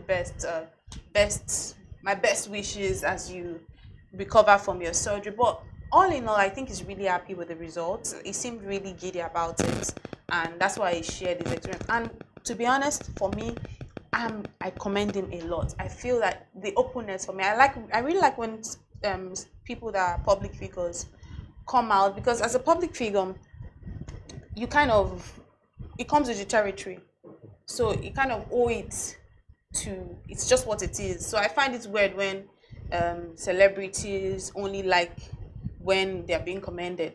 It just comes with the territory. If you can accept the commendations, like, oh nice, oh you look good, you know, then when they're castigating you, you should be able to accept it, like all weather, whether sun or rain, you should be. So it comes with a level of thick skin, and I really like the fact that he came out to speak about it and just openly sharing his experience, just the same way Bill Worry Pekin, I don't know if you remember, Doreen, she went through a gastric, they call it gastric surgery to lose weight, and she explained how she was going through like a lot, you know, being overweight, you know, breathing issues and all of that. So sometimes, yeah, it looks good eventually. People think it's all about the beauty side of things and whatnot. The truth is, not everybody's like me that might be willing to, you know, go through gym sessions and all of that. Some people prefer the faster way, and especially when they have like a very tight schedule. You know, it's a process. If you want to go to the gym every time, gym can take a year. You're not even seeing results because it's a whole lot. It's your gymming, it's your nutrition as well and all that. But let me hear your thoughts on this. Okay, for starters, there are two comments that made me laugh, and they are not in any of the comments here. One was by fellow skit makers. I can't remember the name of skit makers. The comments that made me laugh. One said, this is what he has gone to go and do, and they are male. Yes, he will also go and do it. He said he'll go and do his butt. Yes, and then the other one was like, now this one I went to change his face, that him is not understanding, but let's see what the result. For me, I think maybe it's insecurity, I don't know. But my finger is still on insecurity because I strongly believe that if there is no medical condition, I do not see any reason, except for if you're either insecurity or you're trying to keep up with the Joneses. I feel like it's insecurity. Because at the end of the day, if you do not have a medical condition that requires surgery, I do not feel you need to change it. Like someone said, it's still in the genes. So he will still have children that will have some of his features. The genes, if just be transferred. Genes don't know whether you've altered the nose or not, generally. But in some cases, it actually works, in some cases, but rarely. I don't know why he wanted a pointed nose. I think, like someone said, his face is part of the comedy. When people see him, they already start laughing, they're already happy. So the face, the way it was, brings joy to people. And I think at his detriment. No, it's not at his detriment. No, but do you know why I'm saying at his detriment? Because you'll be shocked at the number of people that their comic presence is really, them giving you this comic relief is really not to their advantage. It's not really like what they want. They just found themselves there. I don't know if you get what I mean. It's just a thing of circumstance just brought it about, and they had to own it. But like, if it was up to them, they would do something. Do you understand? Else. Because they were probably growing up being bullied or always being called, just teased about those things, and they didn't like it, But over time, some of them might have just found, like, it's like they just stumbled on a career like it's funny, but it's really not what they want. But I still feel that except for if it has to do with health conditions, him getting a nose job is not necessary. But if he wants to do it, if he has the money, when I saw it, the first thing I said is just because he has the money. You understand? So it boils down to choice. He decided to do it, and it's his choice. But I still feel that, I don't know, I feel this might change a lot of things. I just feel it might not, Zik Saloma might never be the same again, because things have changed, and I'm curious to see how this change will affect his comedy. So that's the thing. At the end of the day, we as humans are selfish, because the truth is nobody's caring about the fact that this is what he wants to do and he's happy with it. Really, all of us are really just all about our amusement now. Like, oh, will I still be able to laugh at your joke? Will your face still look funny? Can you imagine that? Will your face still look funny? But the person in question is thinking about his facial aesthetics, that this is how I want to look. But we were thinking about our amusement. If his face is not funny again, move on to Lasisi. Move on to Lai Wasabi. Move on to there's J on air. There's a long list of people that can make you laugh. He has a right to his face. It's his face. It's nobody's face. So if he decides to change his face, it's his right. And nobody can take that away from him. But that's also true. Yeah, but it's all of you that are saying no. No, I'm just curious. Me, as a journalist. It's like when I see Zik now tomorrow with pointed nose. No, as a journalist, I'm just curious to see where this road will go. What road? The road is that he has done what he wants, and he's I know, content but with the results. keep this at the back of your mind. One of the main things that make him who he is as a comedian, that people used to know him, is his facial features. Now that he has altered that, how will that change? Someone in the comment section said, "I can't wait to see the new face." Someone can't wait to see the new another face. person, "I can't wait to see the unveiling." Unveiling, what do you mean unveiling? So they are curious to see. Let's see, because that is a focal point for his comedy. So people are focused. There's something, Mama something. It's called. People are focused on them. Yeah. It's quite interesting. For me, I think my own journalistic perspective is just we have two different, as a journalist, me, I'm thinking, as a journalist, you have to be open-minded. I'm all about people staying the course of what it is that they think defines freedom for them. Yes. And what makes them happy. Yes. Negating whatever it is that human beings will say, because I think with human beings, you can't live for human beings. There are lots of people out there on the street that are doing things because this is what is acceptable in their family, this is what is acceptable by the society. But the thing is, as a human being, I think that everyone should have a degree of self-awareness. It just makes you free as a person to make decisions. And when you're making those decisions, you're making them from a place of conviction in yourself, knowing what you're doing, regardless of religion or whatever it is, like just having your own guiding principles. Because the truth is, if you don't have your own guiding principles, you're going to be moving and swayed by different things. What Mr. Obitke thinks, what this person thinks, what I come here, and then you are trapped pleasing people as against yourself. So I really wish Zik Saloma well. I'm very happy for him, and I wish him a successful journey. Now let's move on now to another interesting one that made the rounds on social media yesterday. Now, Innocent Idibia, Nigerian music legend, popularly known as Two-Face, stunned social media last night when he confirmed that himself and his wife, Nollywood actress Annie Makule Idibia, are filing for divorce. After weeks of speculations about the status of their marriage, the musician broke his silence in a statement addressed to his fans and well-wishers. And this statement goes thus. It says, "Hello to my beautiful people of all federations. Well, this thing I have to say is short, but also long. And I and Annie Makule have been separated for a while now and currently filed divorce." Well, if you can see the statement on the screen, though, "I would grant a press release soon to say my story, not because it's anyone's right to know about my personal life, but because," that's a statement, "but because," it says, "but because I love my people and I need them to know my innocence or offense Stay blessed, my people. I love you all. And that's according to Two-Face. Now, this announcement came as a shock to many, especially since the couple had just celebrated their wedding anniversary just a few days ago. However, minutes later, the post was deleted, followed by a post that the account was hacked.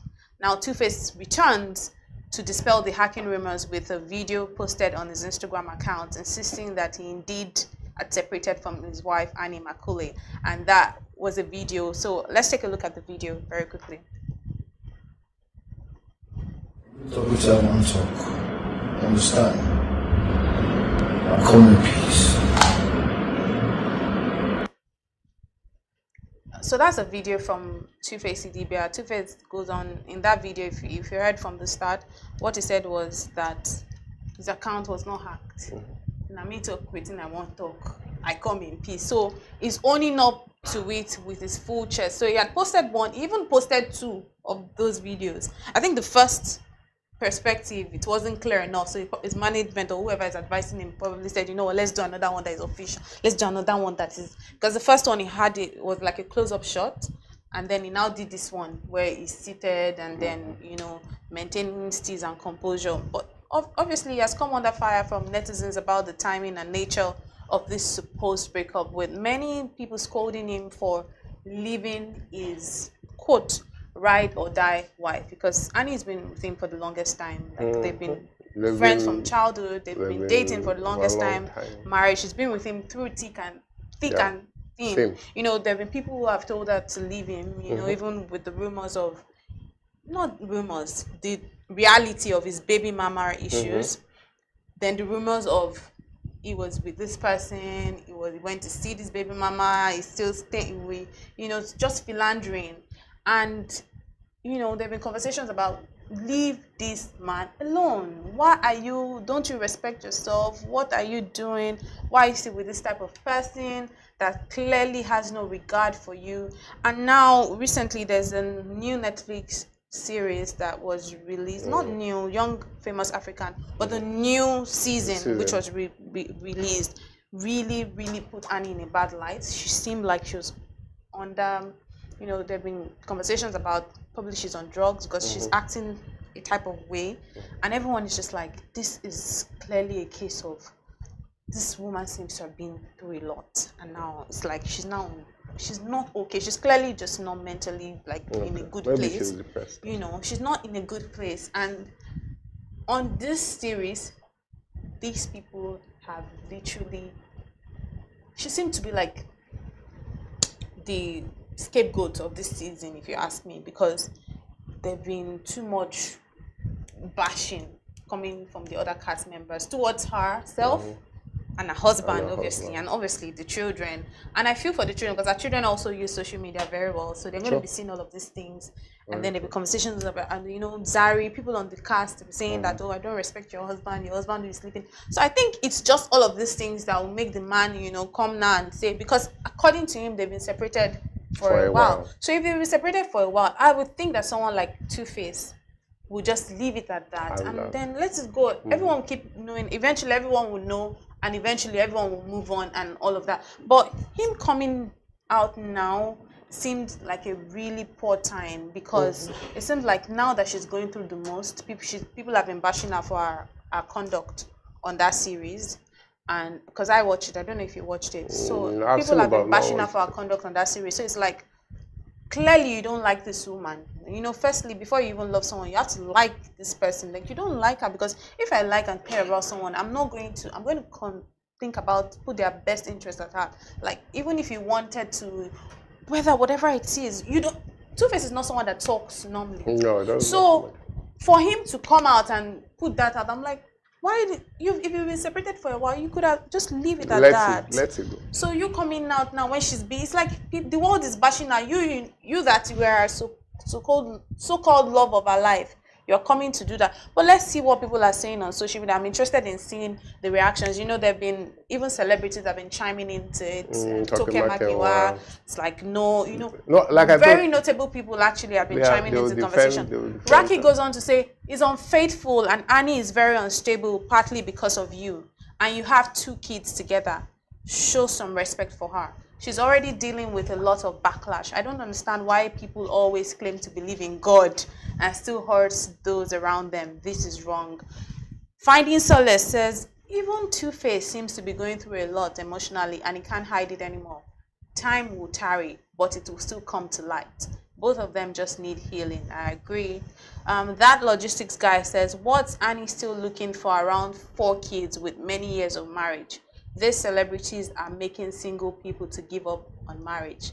Daniel Rega, who always has something to say. Daniel says, Two-Face coming online to announce the separation from Annie is kind of petty. This better not be for that reality show.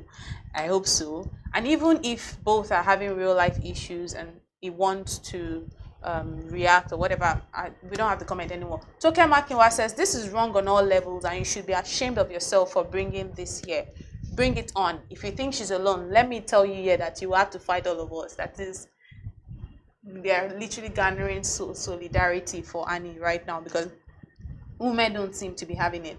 Women are not having it. You know, all the people that are always chiming in conversations like this on social media, they've been at war since last night. Like Dario, the Nigeria girl, Toke Makinwa, so many people. And I think it's just because generally people thought that Annie was supposed to have left this union for the longest time. Yes, they've been there. That's what everyone has been championing for. Like, why are you still in this thing? You know, with all of this thing, don't you respect yourself? So it's like they would rather that it was the other way around. When she was the one to come and announce, they would have been like, finally. So it's like him coming now, and also the timing was just wrong. Well, to be honest, you know, the truth is, Annie, whether I want to agree or not, Annie loves Two-Face. She has, sometimes the people you've known the longest are the people that, you know, how you know somebody, when somebody loves you is irrespective of whatever, because they've known each other when Two-Face was still, you know, at the prime of his philandering, for lack of a better word to use. But she still stuck with him. She was still his friend during that period and all of that. And eventually when he matured, became older and wiser, she just decided, okay, this is my friend. This is somebody I've loved for a long time, because they've had off and on relationships before they got married. They were dating at some point. They were not dating. Two-Face was, you know, having had other women in between. And then she decided to settle for him, irrespective of the children from the other women. For me, that is love. I don't know what else that is, because trust me, when it comes to women, women don't easily, except for they love the person, they won't go out of their way to make certain sacrifices or certain decisions. So to a great extent, I strongly believe that Annie loves Two-Face. No, that's why she has stayed for him. No, that's why she has stayed for him this long. On the other half, it's if I don't want to say anything, because I'm not a witness to it. But the only thing I will say is, if the allegations are true that even after all of this drama and all of these children and all of these women and everything, that Two-Face still finds himself in that space of, you know, looking for younger women to, you know, date, sleep with, blah, blah, blah, and all of that.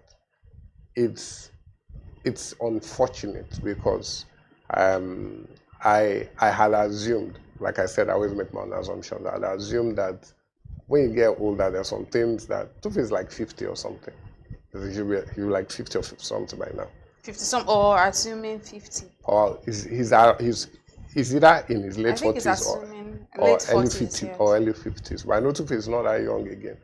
And when you reach a certain age, there are some life decisions that you take. You know, there are some decisions you make. You need to be more focused, more, you know, there are certain things that you drop. There are certain habits that you forget and everything. But if it's still an issue, I don't support divorce, all those kind of things. But if it's still an issue, it requires the two parties sitting down and really deciding what they want. Do you love this woman enough to drop some of these habits? Do you love this woman? Do you want the marriage to last a lifetime, or you're already tired and everything. So I think this is where I have to come in, because no, people, do you love this person enough? I think this is also the reason why people stay in abusive relationships, abusive marriages. No, I don't think so. Yeah, because it's like, oh, you can love somebody, but their actions are wrong, and you should leave them. No, see, let me tell you something. Anybody that beats, for example, any man that beats a woman, any man that maltreats a woman in any sense of the word, and says he loves her, is a liar. Because you cannot. Maybe this is my own perspective. What if he just has anger issues that they're working on? See, if you have, let me tell you something. Let me use myself as an example. There are habits I dropped when I got married. There are behaviors I learned to adjust when I got married. I could have just left it, but because I love this person and I put this person first, I always put those things into consideration. Which is why, that's why I said maybe it's because it's my own perspective. That's why I still strongly don't believe that if you love a woman enough, that you will not be willing to change some things and be a better person for the sake of the love that you have for her. And it's something I know and I live by. So that's why I'm saying what I'm saying. I'm not saying it because of assumptions and this. I'm saying it based on experience. I feel deep down, even Two-Face loves her, but he has refused to, I mean, he doesn't love her enough to want to quit certain habits. People say spiritualism in the blood is this thing, but at the end of the day, even the Bible says, work out your salvation with fear and trembling. There is still a working required, irrespective of whether it's spiritual or physical. You are talking based on religion. I like to be very, I'm a Christian, but I like to be very... This I mentioned about love has not to do with religion. Because you love said is work love. out salvation. No. I'm just saying even if you want to look at it from the spiritual end or the physical end, there is still a physical. There's a mental, there's a mental decision that you have to take. There's certain steps you have to tell yourself that but okay, I'm going to be like this. Some people are not just that's what I'm saying now. So that's what I'm saying. Work. Because it's lots it's of not work. willing. It's not willing to put the work. It's putting in the work and just putting in. I think that's where the problem is. A man, and he was like, it's just it was. We're talking about this case of cheating, and then this person, about his own situation, he said to me that it's just a case of just this.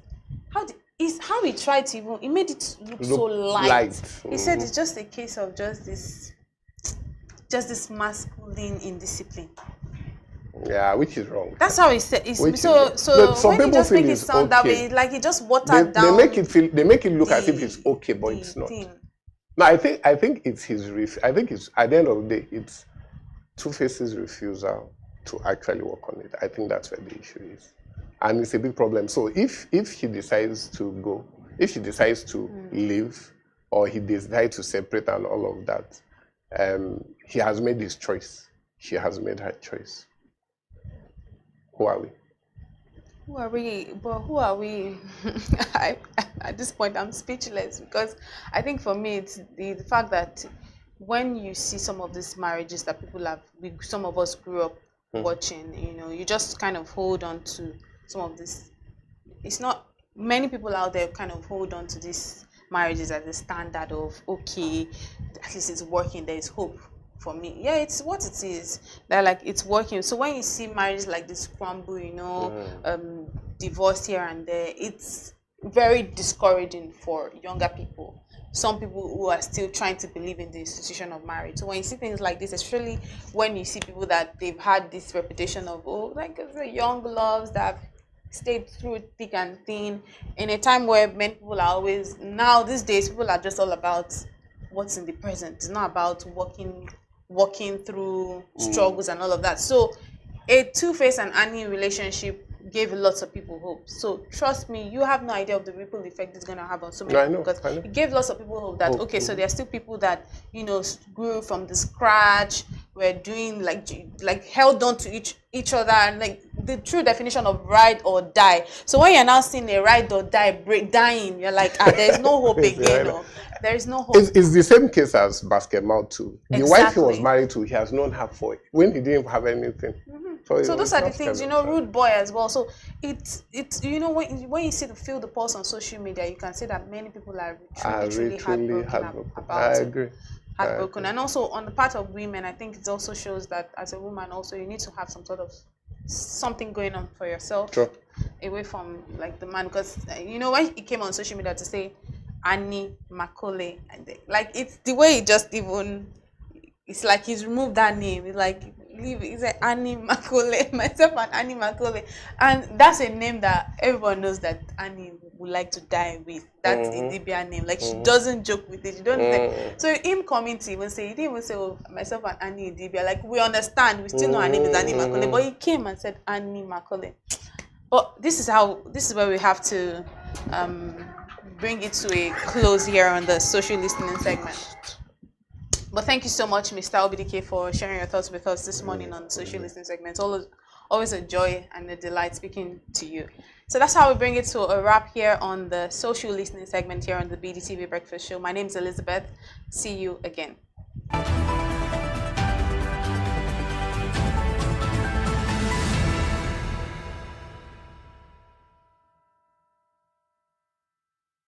Attention business leaders. Want to make informed decisions? Join the ranks of the best with Premium Business Day. Access in-depth analysis and expert opinions to stay ahead. Subscribe now at premium.businessday.ng and unlock premium content. Plus, you get 50% off your first subscription. Don't miss out. Make smarter choices and seize new opportunities. Sign up now and elevate your business game. Visit premium.businessday.ng today.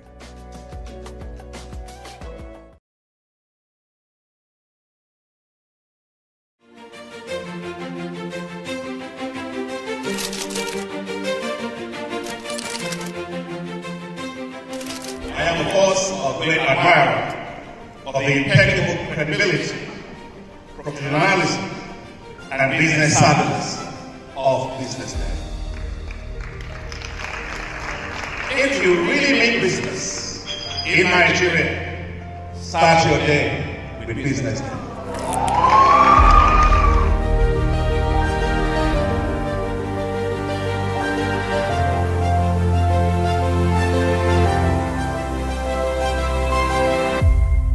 BusinessDay is West Africa's leading provider of business intelligence and information, delivering premium content across diversified media platforms, including online, mobile, and print. Since its inception in 2001 with a weekly newspaper production, BusinessDay has expanded its reach to provide exclusive content accessible through print, mobile, and online channels. Our premium offerings are further enriched with syndicated content from esteemed sources like the Financial Times, The Economist, and the Harvard Business Review. At BusinessDay, our mission is clear: to be the foremost provider of business and financial content, empowering readers to make informed decisions in Nigeria and Africa.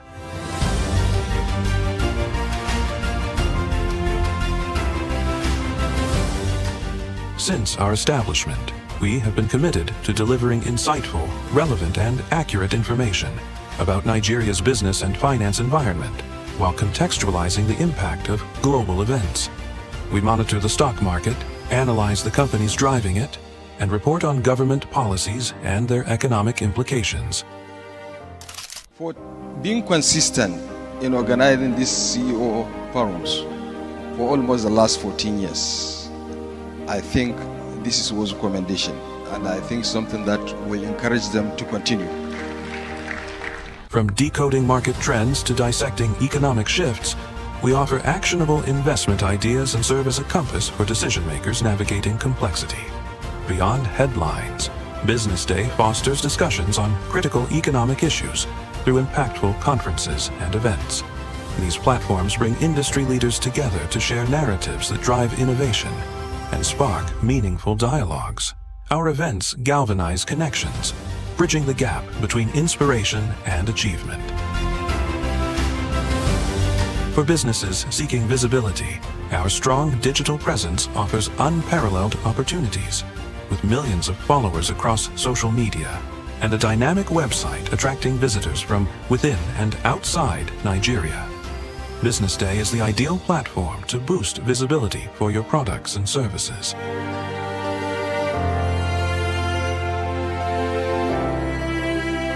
If you're looking for in-depth analysis and expert opinions on Nigeria and Africa's business landscape, BusinessDay is your guide.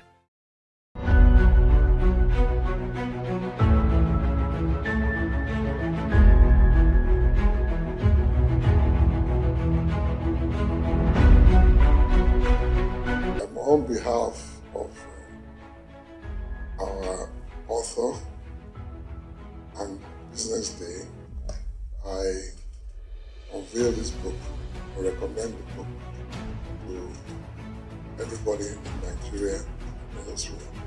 As a foundation. Thank you very much.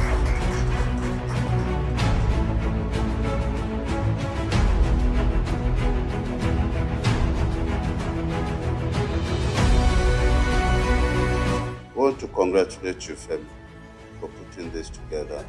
I'd like to thank Frank Agbogun, Business Day, for giving him the platform to do this.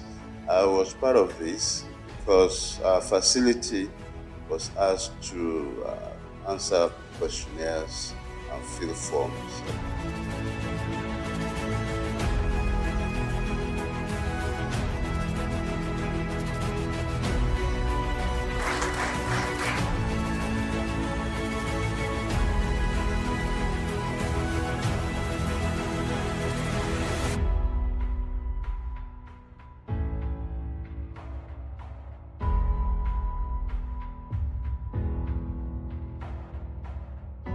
There's a ferment in the Nigerian healthcare system.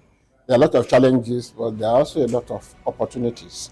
And then the fact that the private sector is beginning now to take its rightful place. It's not now being seen as a competitor of government, but is beginning to occupy to create a larger footprint within healthcare itself in terms of funding, in terms of direct service provision, in terms of even creating the aspirations and in terms of supplying the personnel.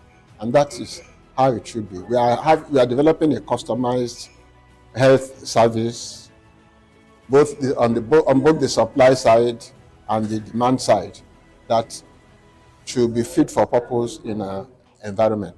The supply side is moving fast, but without looking at the demand side and facilitating it, that is the access of the people who need to use the services, there's only so far they can go, or they'll be making investments that cannot be returned in the foreseeable future, and that is not right. People talk nowadays about patient capital. No matter how patient the capital is, that is waiting for a long time to get returns, those returns must be built into the system. That means somebody must be paying equitable amounts of money for the service that is being rendered. It doesn't have to be the person who uses the service. In fact, our aspiration is that it should be the people who are paying out of pocket should be reduced to like a 0% within the context of Nigeria. And yet, everybody who needs that service should be able to get it.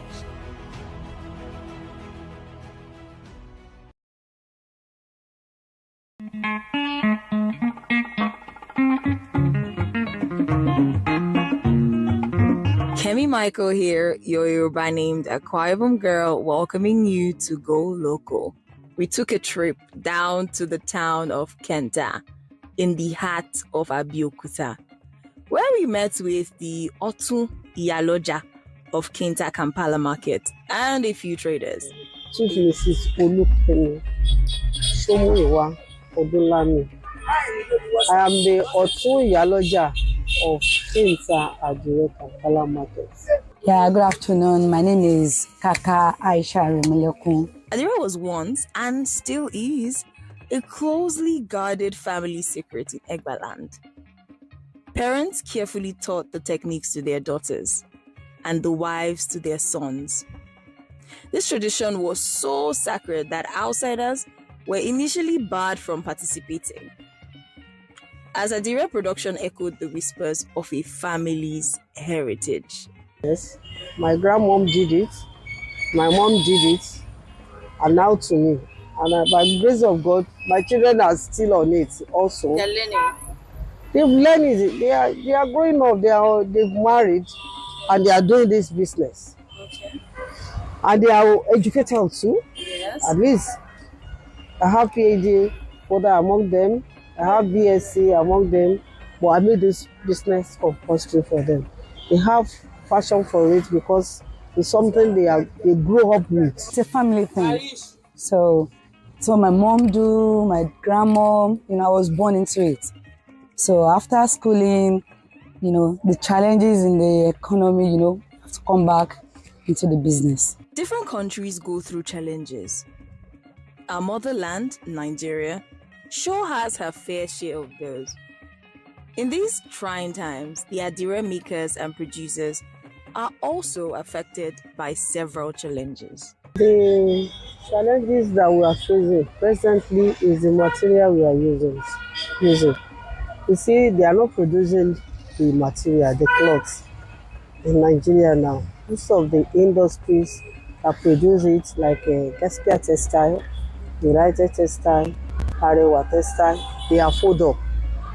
So the white material that we are using now, the brocade, is from China. And you see the dollar is moving up. So it's made the price to cost now. Before, when they are producing it in Nigeria, we do buy it like 100,000 per bill. Even it was 55 before. It's jumped to 100,000. Now it's 600,000 per bill.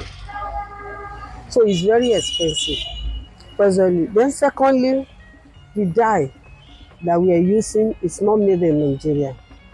It's an imported also. So the price has risen up. Even the common candle that we are using is now expensive. It's not made in Nigeria. They are imported. We call it paraffin wax. So with the price now that moves up, it affects the production. You see, when we produce it finish, the price will rise up. There are some we are selling before 880, 880. It's now like 15,000, 20,000.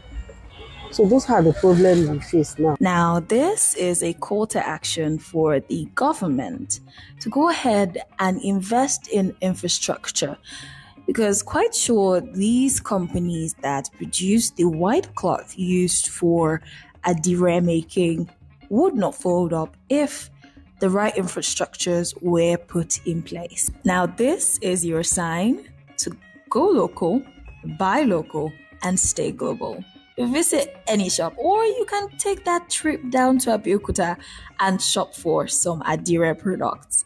To be part of this podcast, send an email to customercare@businessday.ng with the title Go Local Podcast, and we will be there to answer all your questions. Don't forget to follow us on all social media platforms at BusinessDayNG.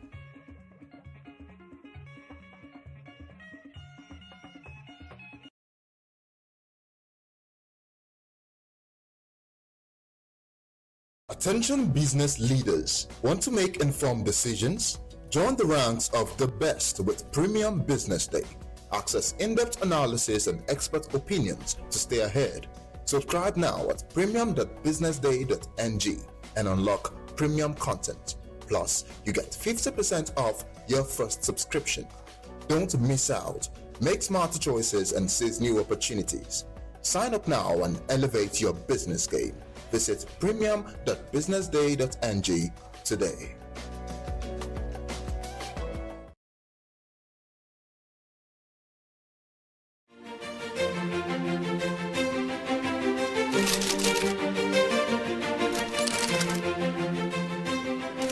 I am, of course, a great admirer of the impeccable credibility, professionalism, and business savviness of BusinessDay. If you really mean business in Nigeria, start your day with BusinessDay.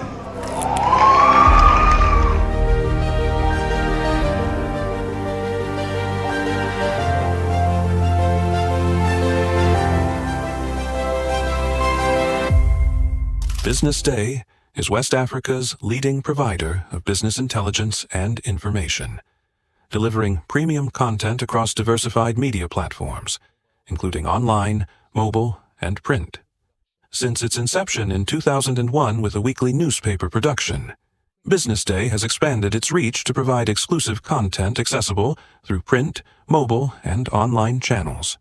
Our premium offerings are further enriched with syndicated content from esteemed sources like the Financial Times, The Economist, and the Harvard Business Review. At Business Day, our mission is clear: to be the foremost provider of business and financial content, empowering readers to make informed decisions in Nigeria and Africa.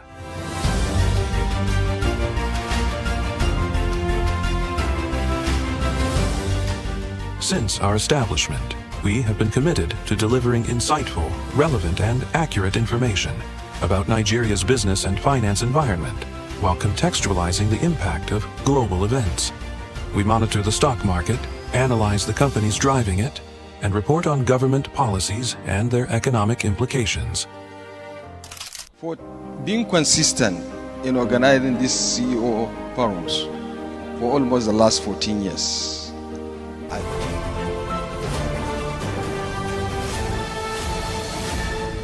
You are watching Business Day Television.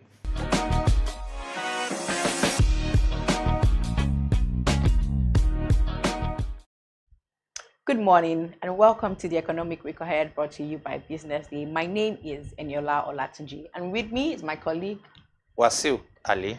Oh, welcome. This is our first Economic Week Ahead for the year 2025 and we are excited to bring to you everything that will be going on this week economically across the globe, in Nigeria, everywhere across the globe generally. Yeah. And starting today, the Debt Management Office will be auctioning the FGN bonds worth 450 billion naira. Now it will be reopening its 5-year and 7-year bonds, which are worth 100 billion and 150 billion naira respectively. And it will be opening a new bond for January that's worth 200 billion naira. And I think that is one of the biggest amount, the largest amount of bond I've seen the DMO auction in recent times.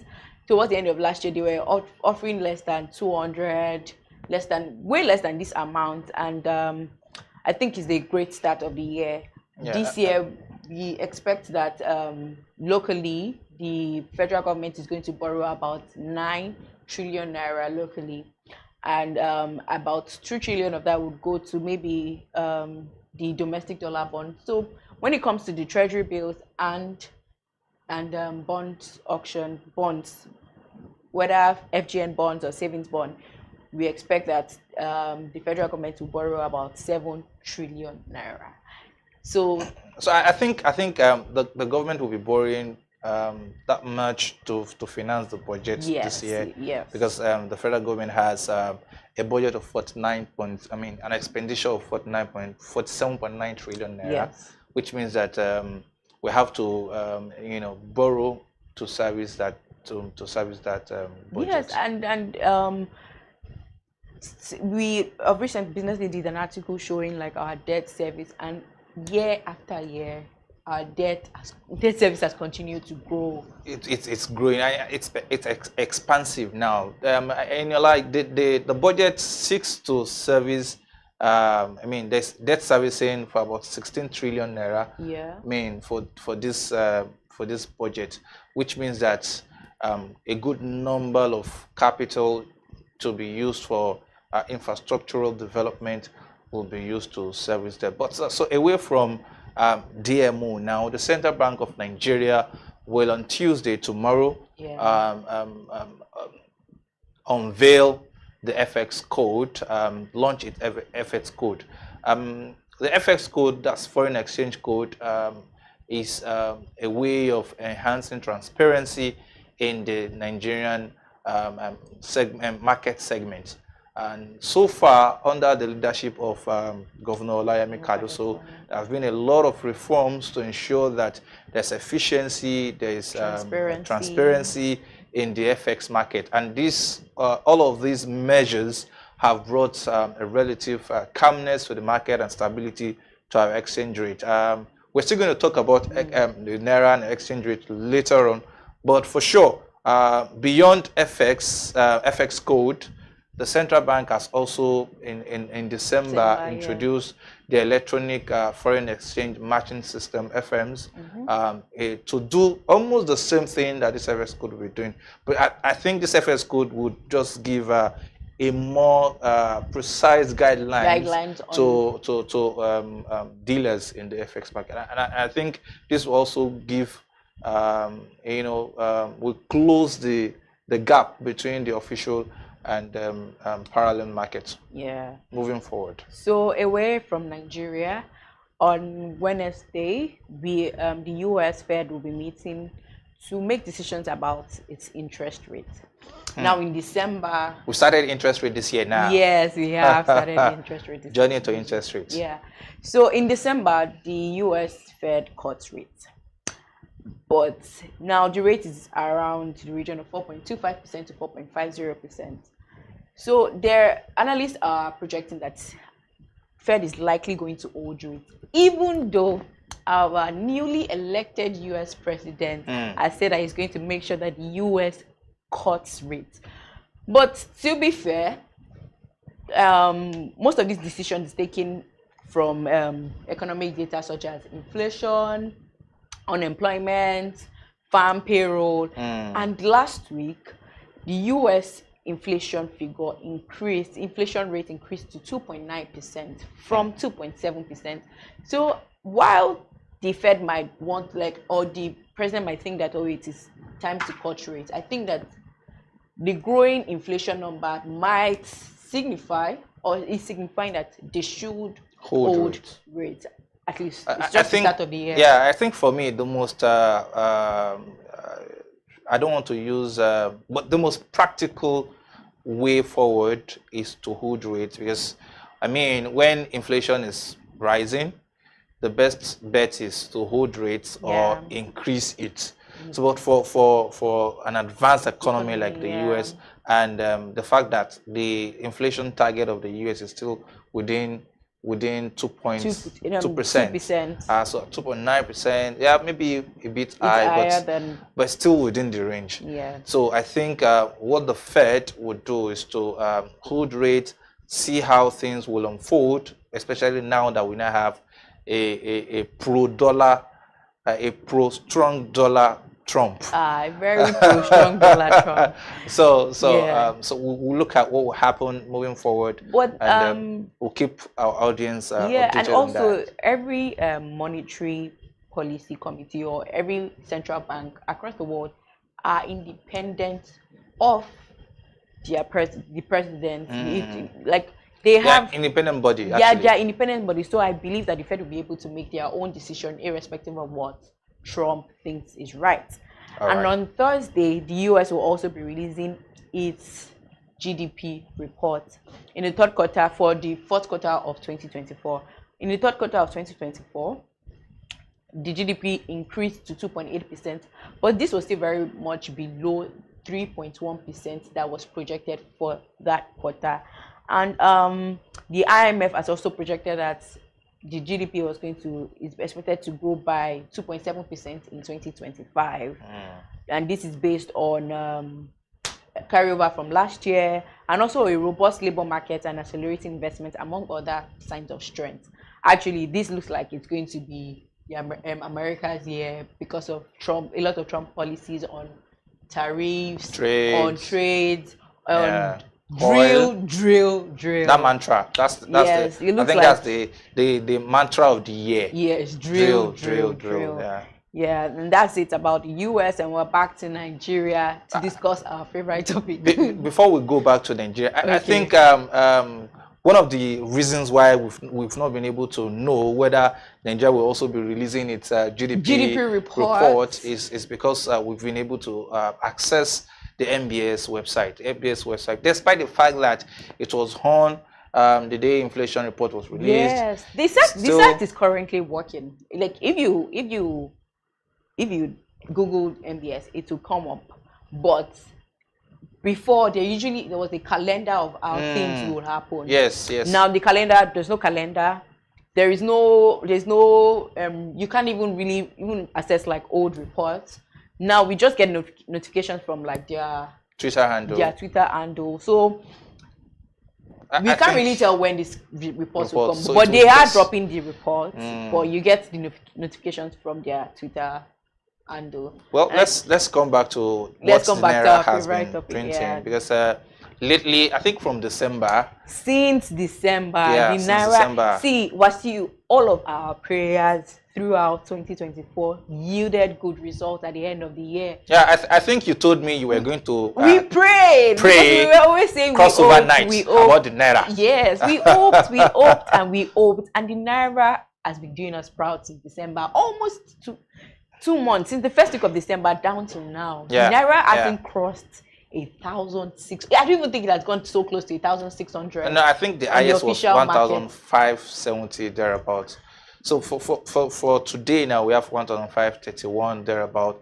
That was what it was on Friday. So the Naira has, well, the point is that nobody is thinking that the Naira would crash down to 400 Naira or 300 Naira, or what it was 2-3 years ago. But what businesses and corporates want is that let's know predictability. Yes, less volatility. Less volatility. So we'll be able to predict what the exchange rate will print, and it will inform decision making.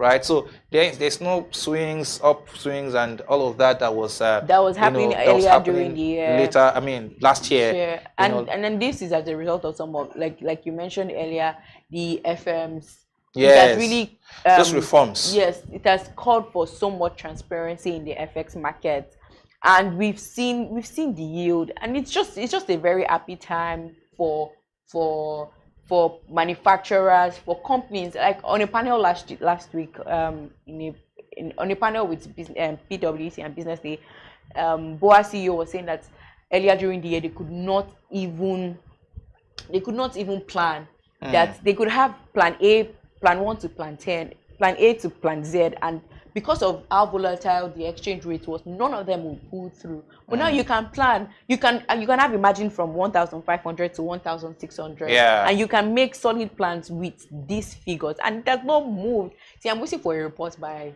Bloomberg or anybody to say that Naira has been the best performing in 2 months, because I don't think anybody can beat us at that. Yeah. It's been the best performing currency. Well, let's wait for the let's report. wait for the report or something. let's not imagine. Yeah. So, but in a nutshell, I think what needs to be done to ensure that this momentum is sustained is to ensure that we have more inflows beyond transparency, beyond the CBN's interventions and all of that. I think we need more dollar inflows. Then we need to ramp up our oil production, because that is where we see about 90% of our FX earnings. And so we also need to ensure that we look at structural deficiencies that could limit or hinder our ability to drive in more dollar inflows. I think with that, we would have this period, this moment, last for long. Yes, we definitely will. So that will be it for today. For more in-depth analysis on our stories, you can log into our website at www.businessday.ng or follow us on all our social media platforms at BusinessNG. That will be it for today. My name still remains Wasiu Ali. And I am Eniola Olatunji. See you next week. Bye. Bye.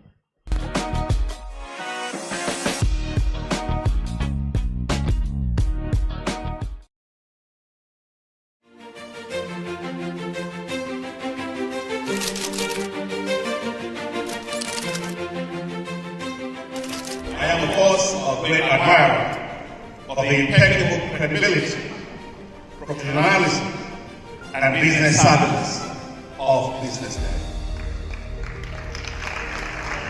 If you really mean business in Nigeria, start your day with BusinessDay.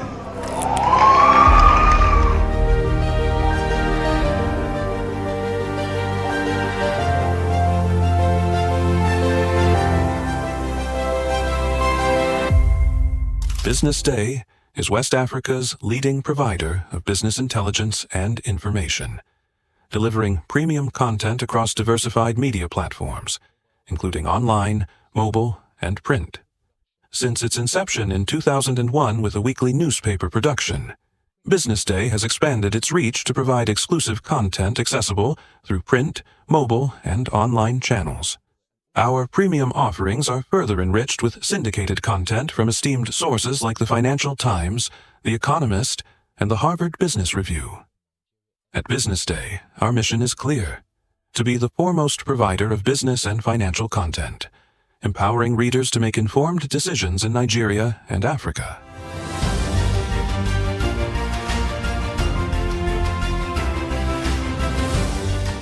Since our establishment, we have been committed to delivering insightful, relevant, and accurate information about Nigeria's business and finance environment while contextualizing the impact of global events. We monitor the stock market, analyze the companies driving it, and report on government policies and their economic implications. For being consistent in organizing these CEO forums for almost the last 14 years, I think this was a commendation, and I think something that will encourage them to continue. From decoding market trends to dissecting economic shifts, we offer actionable investment ideas and serve as a compass for decision makers navigating complexity. Beyond headlines, Business Day fosters discussions on critical economic issues through impactful conferences and events. These platforms bring industry leaders together to share narratives that drive innovation and spark meaningful dialogues. Our events galvanize connections, bridging the gap between inspiration and achievement. For businesses seeking visibility, our strong digital presence offers unparalleled opportunities, with millions of followers across social media and a dynamic website attracting visitors from within and outside Nigeria. Business Day is the ideal platform to boost visibility for your products and services.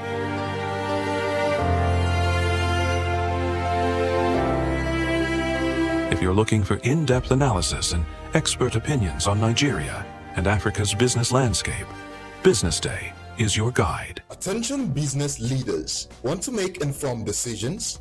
Join the ranks of the best with Premium Business Day. Access in-depth analysis and expert opinions to stay ahead. Subscribe now at premium.businessday.ng and unlock premium content. Plus, you get 50% off your first subscription. Don't miss out. Make smarter choices and seize new opportunities. Sign up now and elevate your business game. Visit premium.businessday.ng today.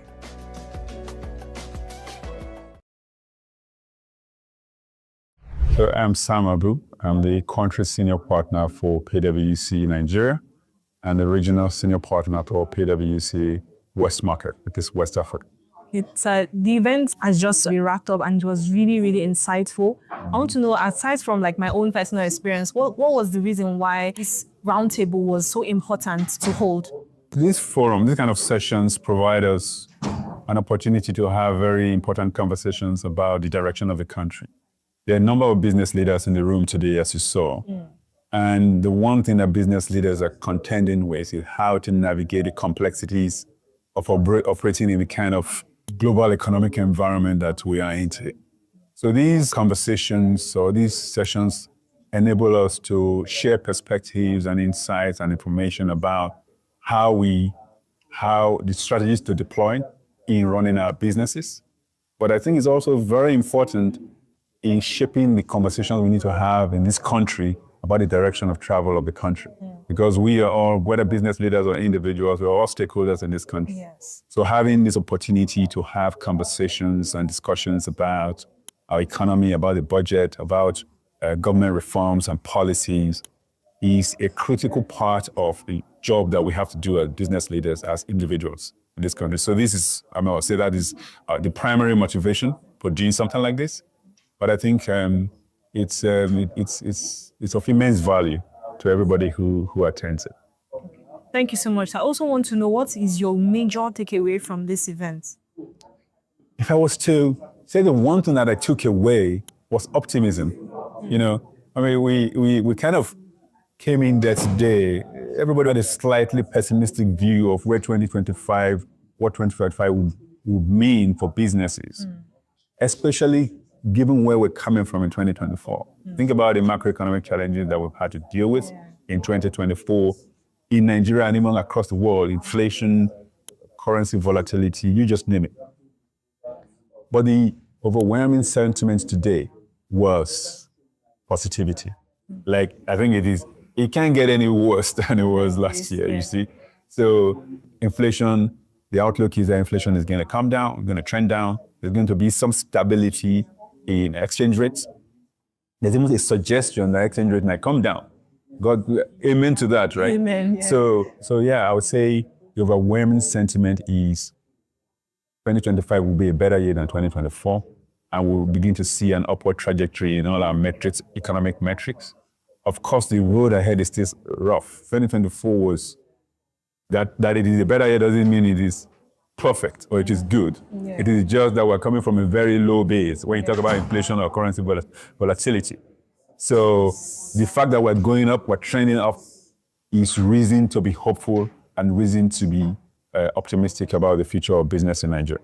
Thank you so much, sir, for sitting with us and granting us this interview. Thank you so much. Thank you for having me. So I would like to get what your key takeaways from this event. I believe that you were not just a panelist, but you were also a member of the audience. Yeah, the key takeaway for me will be that there was the consistency and consensus that the reforms were the right reforms and that the direction of travel is going to take us to the Nigeria that we want. It's also one of the takeaways also that the outlook for 2025 is much better than 2024 was. And this is not just because we're being optimistic. It is based on what the data is saying around inflation expectations and the factors that were stoking inflation in 2024, which are no longer there in 2025. In addition to the base effect that, it can be worse than it was before. Yeah. And then you have expectation around interest rates, because as inflation begins to moderate, the monetary authorities will have the reason to cut interest rates. And also even additionally, we have the credit concession scheme for the businesses. All of these altogether mean that we should have the opportunity to celebrate or begin to celebrate in 2025 that the sacrifices that we made as a people is beginning to yield results. And for people generally, it's to not just all be negative about the economy, because that way you may miss out on the opportunities, which I think are abound across all sectors. Okay, so based on the panel that you just had, I heard that you spoke a lot about data, and from what we're just discussing right now, you seem to be a very big believer of data. So what are the opportunities that people should look forward to investing into in 2025 if they want to thrive in their businesses? I think it cuts across all sectors, because whether you're talking about manufacturing or industry generally, whether you're talking about services, including financial services, telecommunication, whether you're talking about energy sector, we have a lot of focus around energy in particular, from renewable to additional investments, including the policy decentralizing electricity regulation, which means that the state can now decide, to generate and put whatever excess into the grid. So those reforms are also going to provide opportunities across the board. Even the tariff increase on telecommunication, why nobody is happy that tariffs are going up, the issue is that will help them to improve quality, and quality of service will feed into the economy by way of better productivity, which will overcompensate for the additional tariff and that we're having to bear. And so I do think that depending on the sector you operate, just look out for the opportunities and you will find. Okay, thank you so much, sir. It was really lovely sitting with you. I want to know, is there any other thing you would like to add? Maybe a question that you felt was not answered properly in the hall, or you would like to say anything here? No, I think it's just to encourage everyone to play their part and engage with the government constructively. And that's way to solve the problems. Complaints don't solve problems. Ideas and solutions are the ways to solve problems. Yes. Definitely. Thank you so much for sitting with us. My name is Dr. Gabriel Ubeche. I'm the Group Managing Director of Rain Oil Limited. You spoke really well in your panel and you did really amazing with the questions that were thrown at you also, but we still have more questions and we just want to know what is your outlook for this year in the light of the new policies that has been brought out in 2025? 2025 remains a very optimistic year. I think our worst days are behind us. 2024, 2023, we had the twin challenge of the fuel subsidy removal and the attendant increase in the price of petroleum products, and then the Naira devaluation, which also impacted the price of petroleum products. And then we saw the demand for petroleum products go down and the general effect it had on the economy. A lot of companies took FX losses. But I think that 2025, all that is behind us now. All we see is positivity. I think the economy now is in the right trajectory.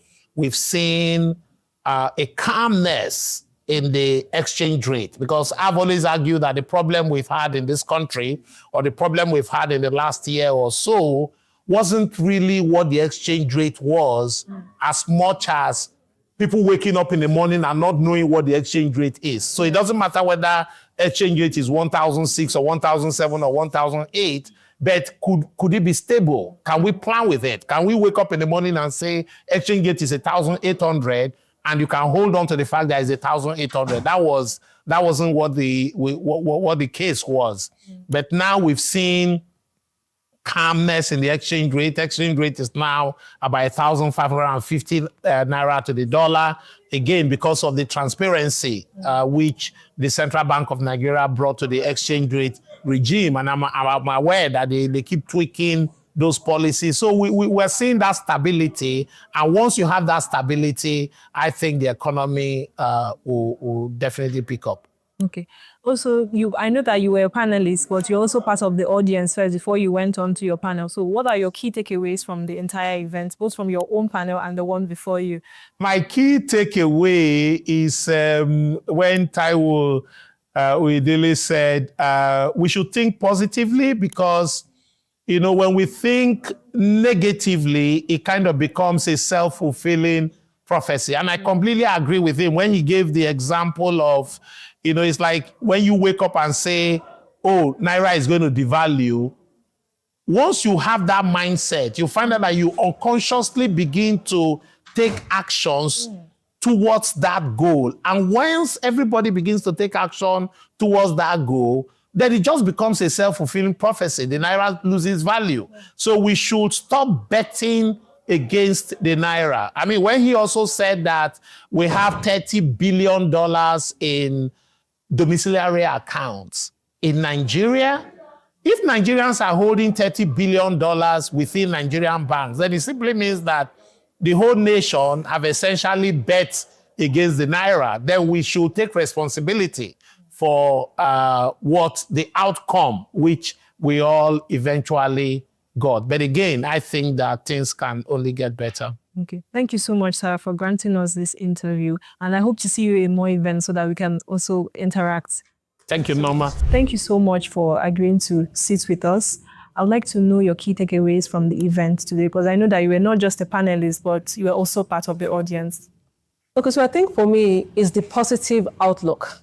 I can say it's cautious optimism, but the fact that there is hope in the horizon and that 2025 will be a much better year than 2024 was across a number of dimensions. I think that's my key takeaway, and that's uplifting for myself and for other listeners as well. So that's my key takeaway. Okay, thank you so much. Also, you spoke on some trends, which is AI at this point.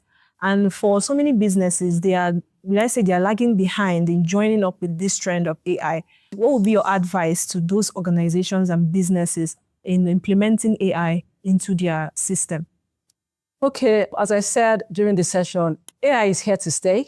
And the fact that it can have a significant impact on what we do, how we live, how businesses will run, can't be underestimated. I think for me, the biggest thing that needs to happen locally is they need to build trust, because stakeholders need to understand what it's about and how it will benefit them. And part of that building trust, for me, is practicing responsible AI. Responsible AI is about looking at not just the legal dimension, but the ethical dimension. There are always ethical questions thrown up when people start talking about AI. There could be bias, there could be hallucinations. There are a raft of issues to consider. But responsible AI, really, it's about just approaching AI from the point of view of ensuring accountability, transparency, and fairness in how it is done. I think that's the very first step. And for anybody going into an AI conversation, you need to first define what responsible AI means to you. Yes. Once you tackle that, then you can begin to build trust in that process. Obviously, then you also need to invest in technology and capacity building. But as I said, there are interesting use cases going on globally, and we need to, as a people, as a nation, as an industry, begin to start leveraging those use cases and seeing how we can use those to scale up and improve our bottom lines and our efficiencies and operational efficiencies as well. Okay, thank you so much, Ma. Thank you for granting us this interview. And I hope to see you another time so that we could talk more. Thank you very much.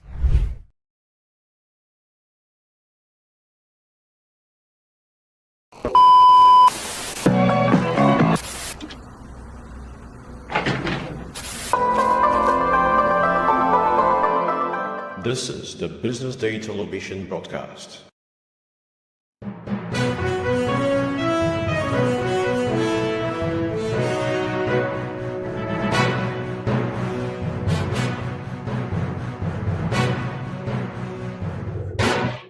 Welcome back. This is the news at noon on BDTV. Thanks for sticking with us today. I am Norma Obona. Let's see the recent news making headlines at the moment. Afe Babalola agrees to withdraw lawsuit. FRSC confirms 18 dead in Enugu tanker explosion. 15% inflation target achievable in 2025, says Oyedele. Clerics rally round Trump on two-gender recognition. Osimhen vows to sue Turkish journalist over assault allegations. We begin the news in Nigeria, where the senior advocate of Nigeria, Afe Babalola, says he will withdraw the defamation suit filed against Dele Faratomi, a human rights advocate. In December, the Nigerian police arrested Faratomi in Lagos and transported him to Ekiti. The Ekiti State Magistrate Court in Ado-Ekiti remanded him for 21 days, charging him with criminally defaming Babalola in his book, Nigeria and Its Criminal Justice System. Faratomi regained freedom on December 24th after posting a 30 million naira bail. Babalola announced his decision to withdraw the case at the Afe Babalola University following a midnight meeting with the Oni of Ife, Oba Adeyeye Ogunwusi, and other first-class traditional rulers. Ex-President Olusegun Obasanjo, Bishop Matthew Kuka of Sokoto Diocese, and other prominent Nigerians had also reached out to Babalola through letters and calls. Moving on, the Federal Road Safety Corps has confirmed the death of 18 people following a tanker explosion in Enugu State on Saturday. The explosion rocked Ugu Onyama along the Enugu-Onitsha Expressway at about 11 a.m. However, the FRSC national spokesperson, Olusegun Ogunbedemi, said their team rescued 13 motorists as 10 suffered injuries while 3 escaped unharmed. He also confirmed that the flames spawned 18 victims beyond recognition. Governor Peter Amba of Enugu State also joined the rescue operation alongside his Transport Commissioner, Police Commissioner, Kanayo Uzuebu, and other officials, including FRSC commanders and the State Security Service Director. Still on, the chairman of the Presidential Committee on Fiscal Policy and Tax Reforms, Taiwo Oyedele, said the country could achieve a significant reduction from the average inflation rate of 34.80% in 2024 to about 15%. Oyedele said this at the PwC and Business Day Executive Roundtable on Nigeria 2025 Budget and Economic Outlook in Lagos. He outlined the factors influencing inflation and emphasized the structural reforms being implemented by the government. The committee chairman attributed the soaring inflation in 2024 to the exchange rate fluctuations, removal of fuel subsidies, and other high interest rates. Despite these challenges, Oyedele said the outlook for 2025 appears more favorable as the factors are expected to have limited impact. To end the local news, impeached Speaker of the Lagos State House of Assembly, Modashiru Obasa, has described the corruption allegations against him as fictitious and unsubstantiated. Speaking during a welcome rally at his residence in GRA Ikeja recently, Obasa maintained that he was not afraid of being impeached, but emphasized that due process was not followed. The former speaker alleged that his removal was orchestrated while he was away and accused the state commissioner of police of aiding the process. He claimed security agents led by the police commissioner invaded the assembly complex and his homes in Agege and Ikeja, locking his family indoors with over 200 officers present. Obasa was impeached on January 13th by more than two-thirds of the 40-member Legislative House over alleged misconduct and sundry offenses. On the foreign scene, President Donald Trump's audacious pronouncement on the recognition of two genders, male and female, in America has continued to gain massive reactions. Trump began to implement some controversial policies seconds after his inauguration as the 47th President of America. Critics have, however, said that Trump's recognition of only two genders may lead to increased polarization and controversy in America and the rest of the world. Others said his stance on two genders may also impact the country's reputation as a champion for human rights and LGBTQ+ equality. The order reverses efforts by the Biden administration to broaden gender identity designations, including on passports. Fighting with M23 rebels in eastern Congo has left at least 13 peacemakers and foreign soldiers dead. The United Nations Security Council announced it had brought forward its emergency meeting on the crisis, while 3 countries, including South Africa, Malawi, and Uruguay, announced the deaths of some of their soldiers serving as peacemakers in the conflict zone. M23 has made significant territorial gains in recent weeks, encircling the eastern city of Goma, which was around 2 million people and is a regional hub for security and humanitarian efforts. On Saturday, Germany became the latest country to call on its nationals to leave the region. Goma, in the minerals-rich east of the country, is home to more than 1 million people. The African Union, European Union, and French President Emmanuel Macron also added their voices to calls for an immediate halt to the fighting. Now to sports. Nigerian striker Victor Osimhen has denied allegations of assault and vowed to sue the Turkish journalist who accused him of punching him during an altercation in Istanbul. The journalist Tolga Bozman claimed that Osimhen reacted aggressively when he and his colleagues attempted to photograph the striker as he exited a venue. Osimhen has firmly refuted these allegations, dismissing them as baseless. Speaking to journalists after scoring the decisive penalty in Galatasaray 1-0 win over Konyaspor in the Turkish Super League on Saturday, the forward gave his account of the incident. He explained that he never punched or hit anyone, but rather told them to delete the picture, which he maintained he has the right to because it's his image. To end the news, Serie A side Atalanta are determined to keep hold of informed Nigerian winger Ademola Lookman, despite growing transfer speculation. Atlanta President Antonio Percassi and CEO Luca Percassi, in a recent interview with Corriere della Sera, emphasized their desire to retain Lookman, but acknowledged that his future ultimately depended on his will. The 27-year-old former Everton star has attracted widespread interest due to his stellar performances for Atlanta, where he scored 14 goals and provided 7 assists in 27 appearances across all competitions this season. Last season, Lookman played a pivotal role in Atalanta's campaign, notably netting a hat-trick in the UEFA Europa League final against Bayer Leverkusen. Lookman has 1 year remaining on his contract at the end of the season, as it is at a crossroads.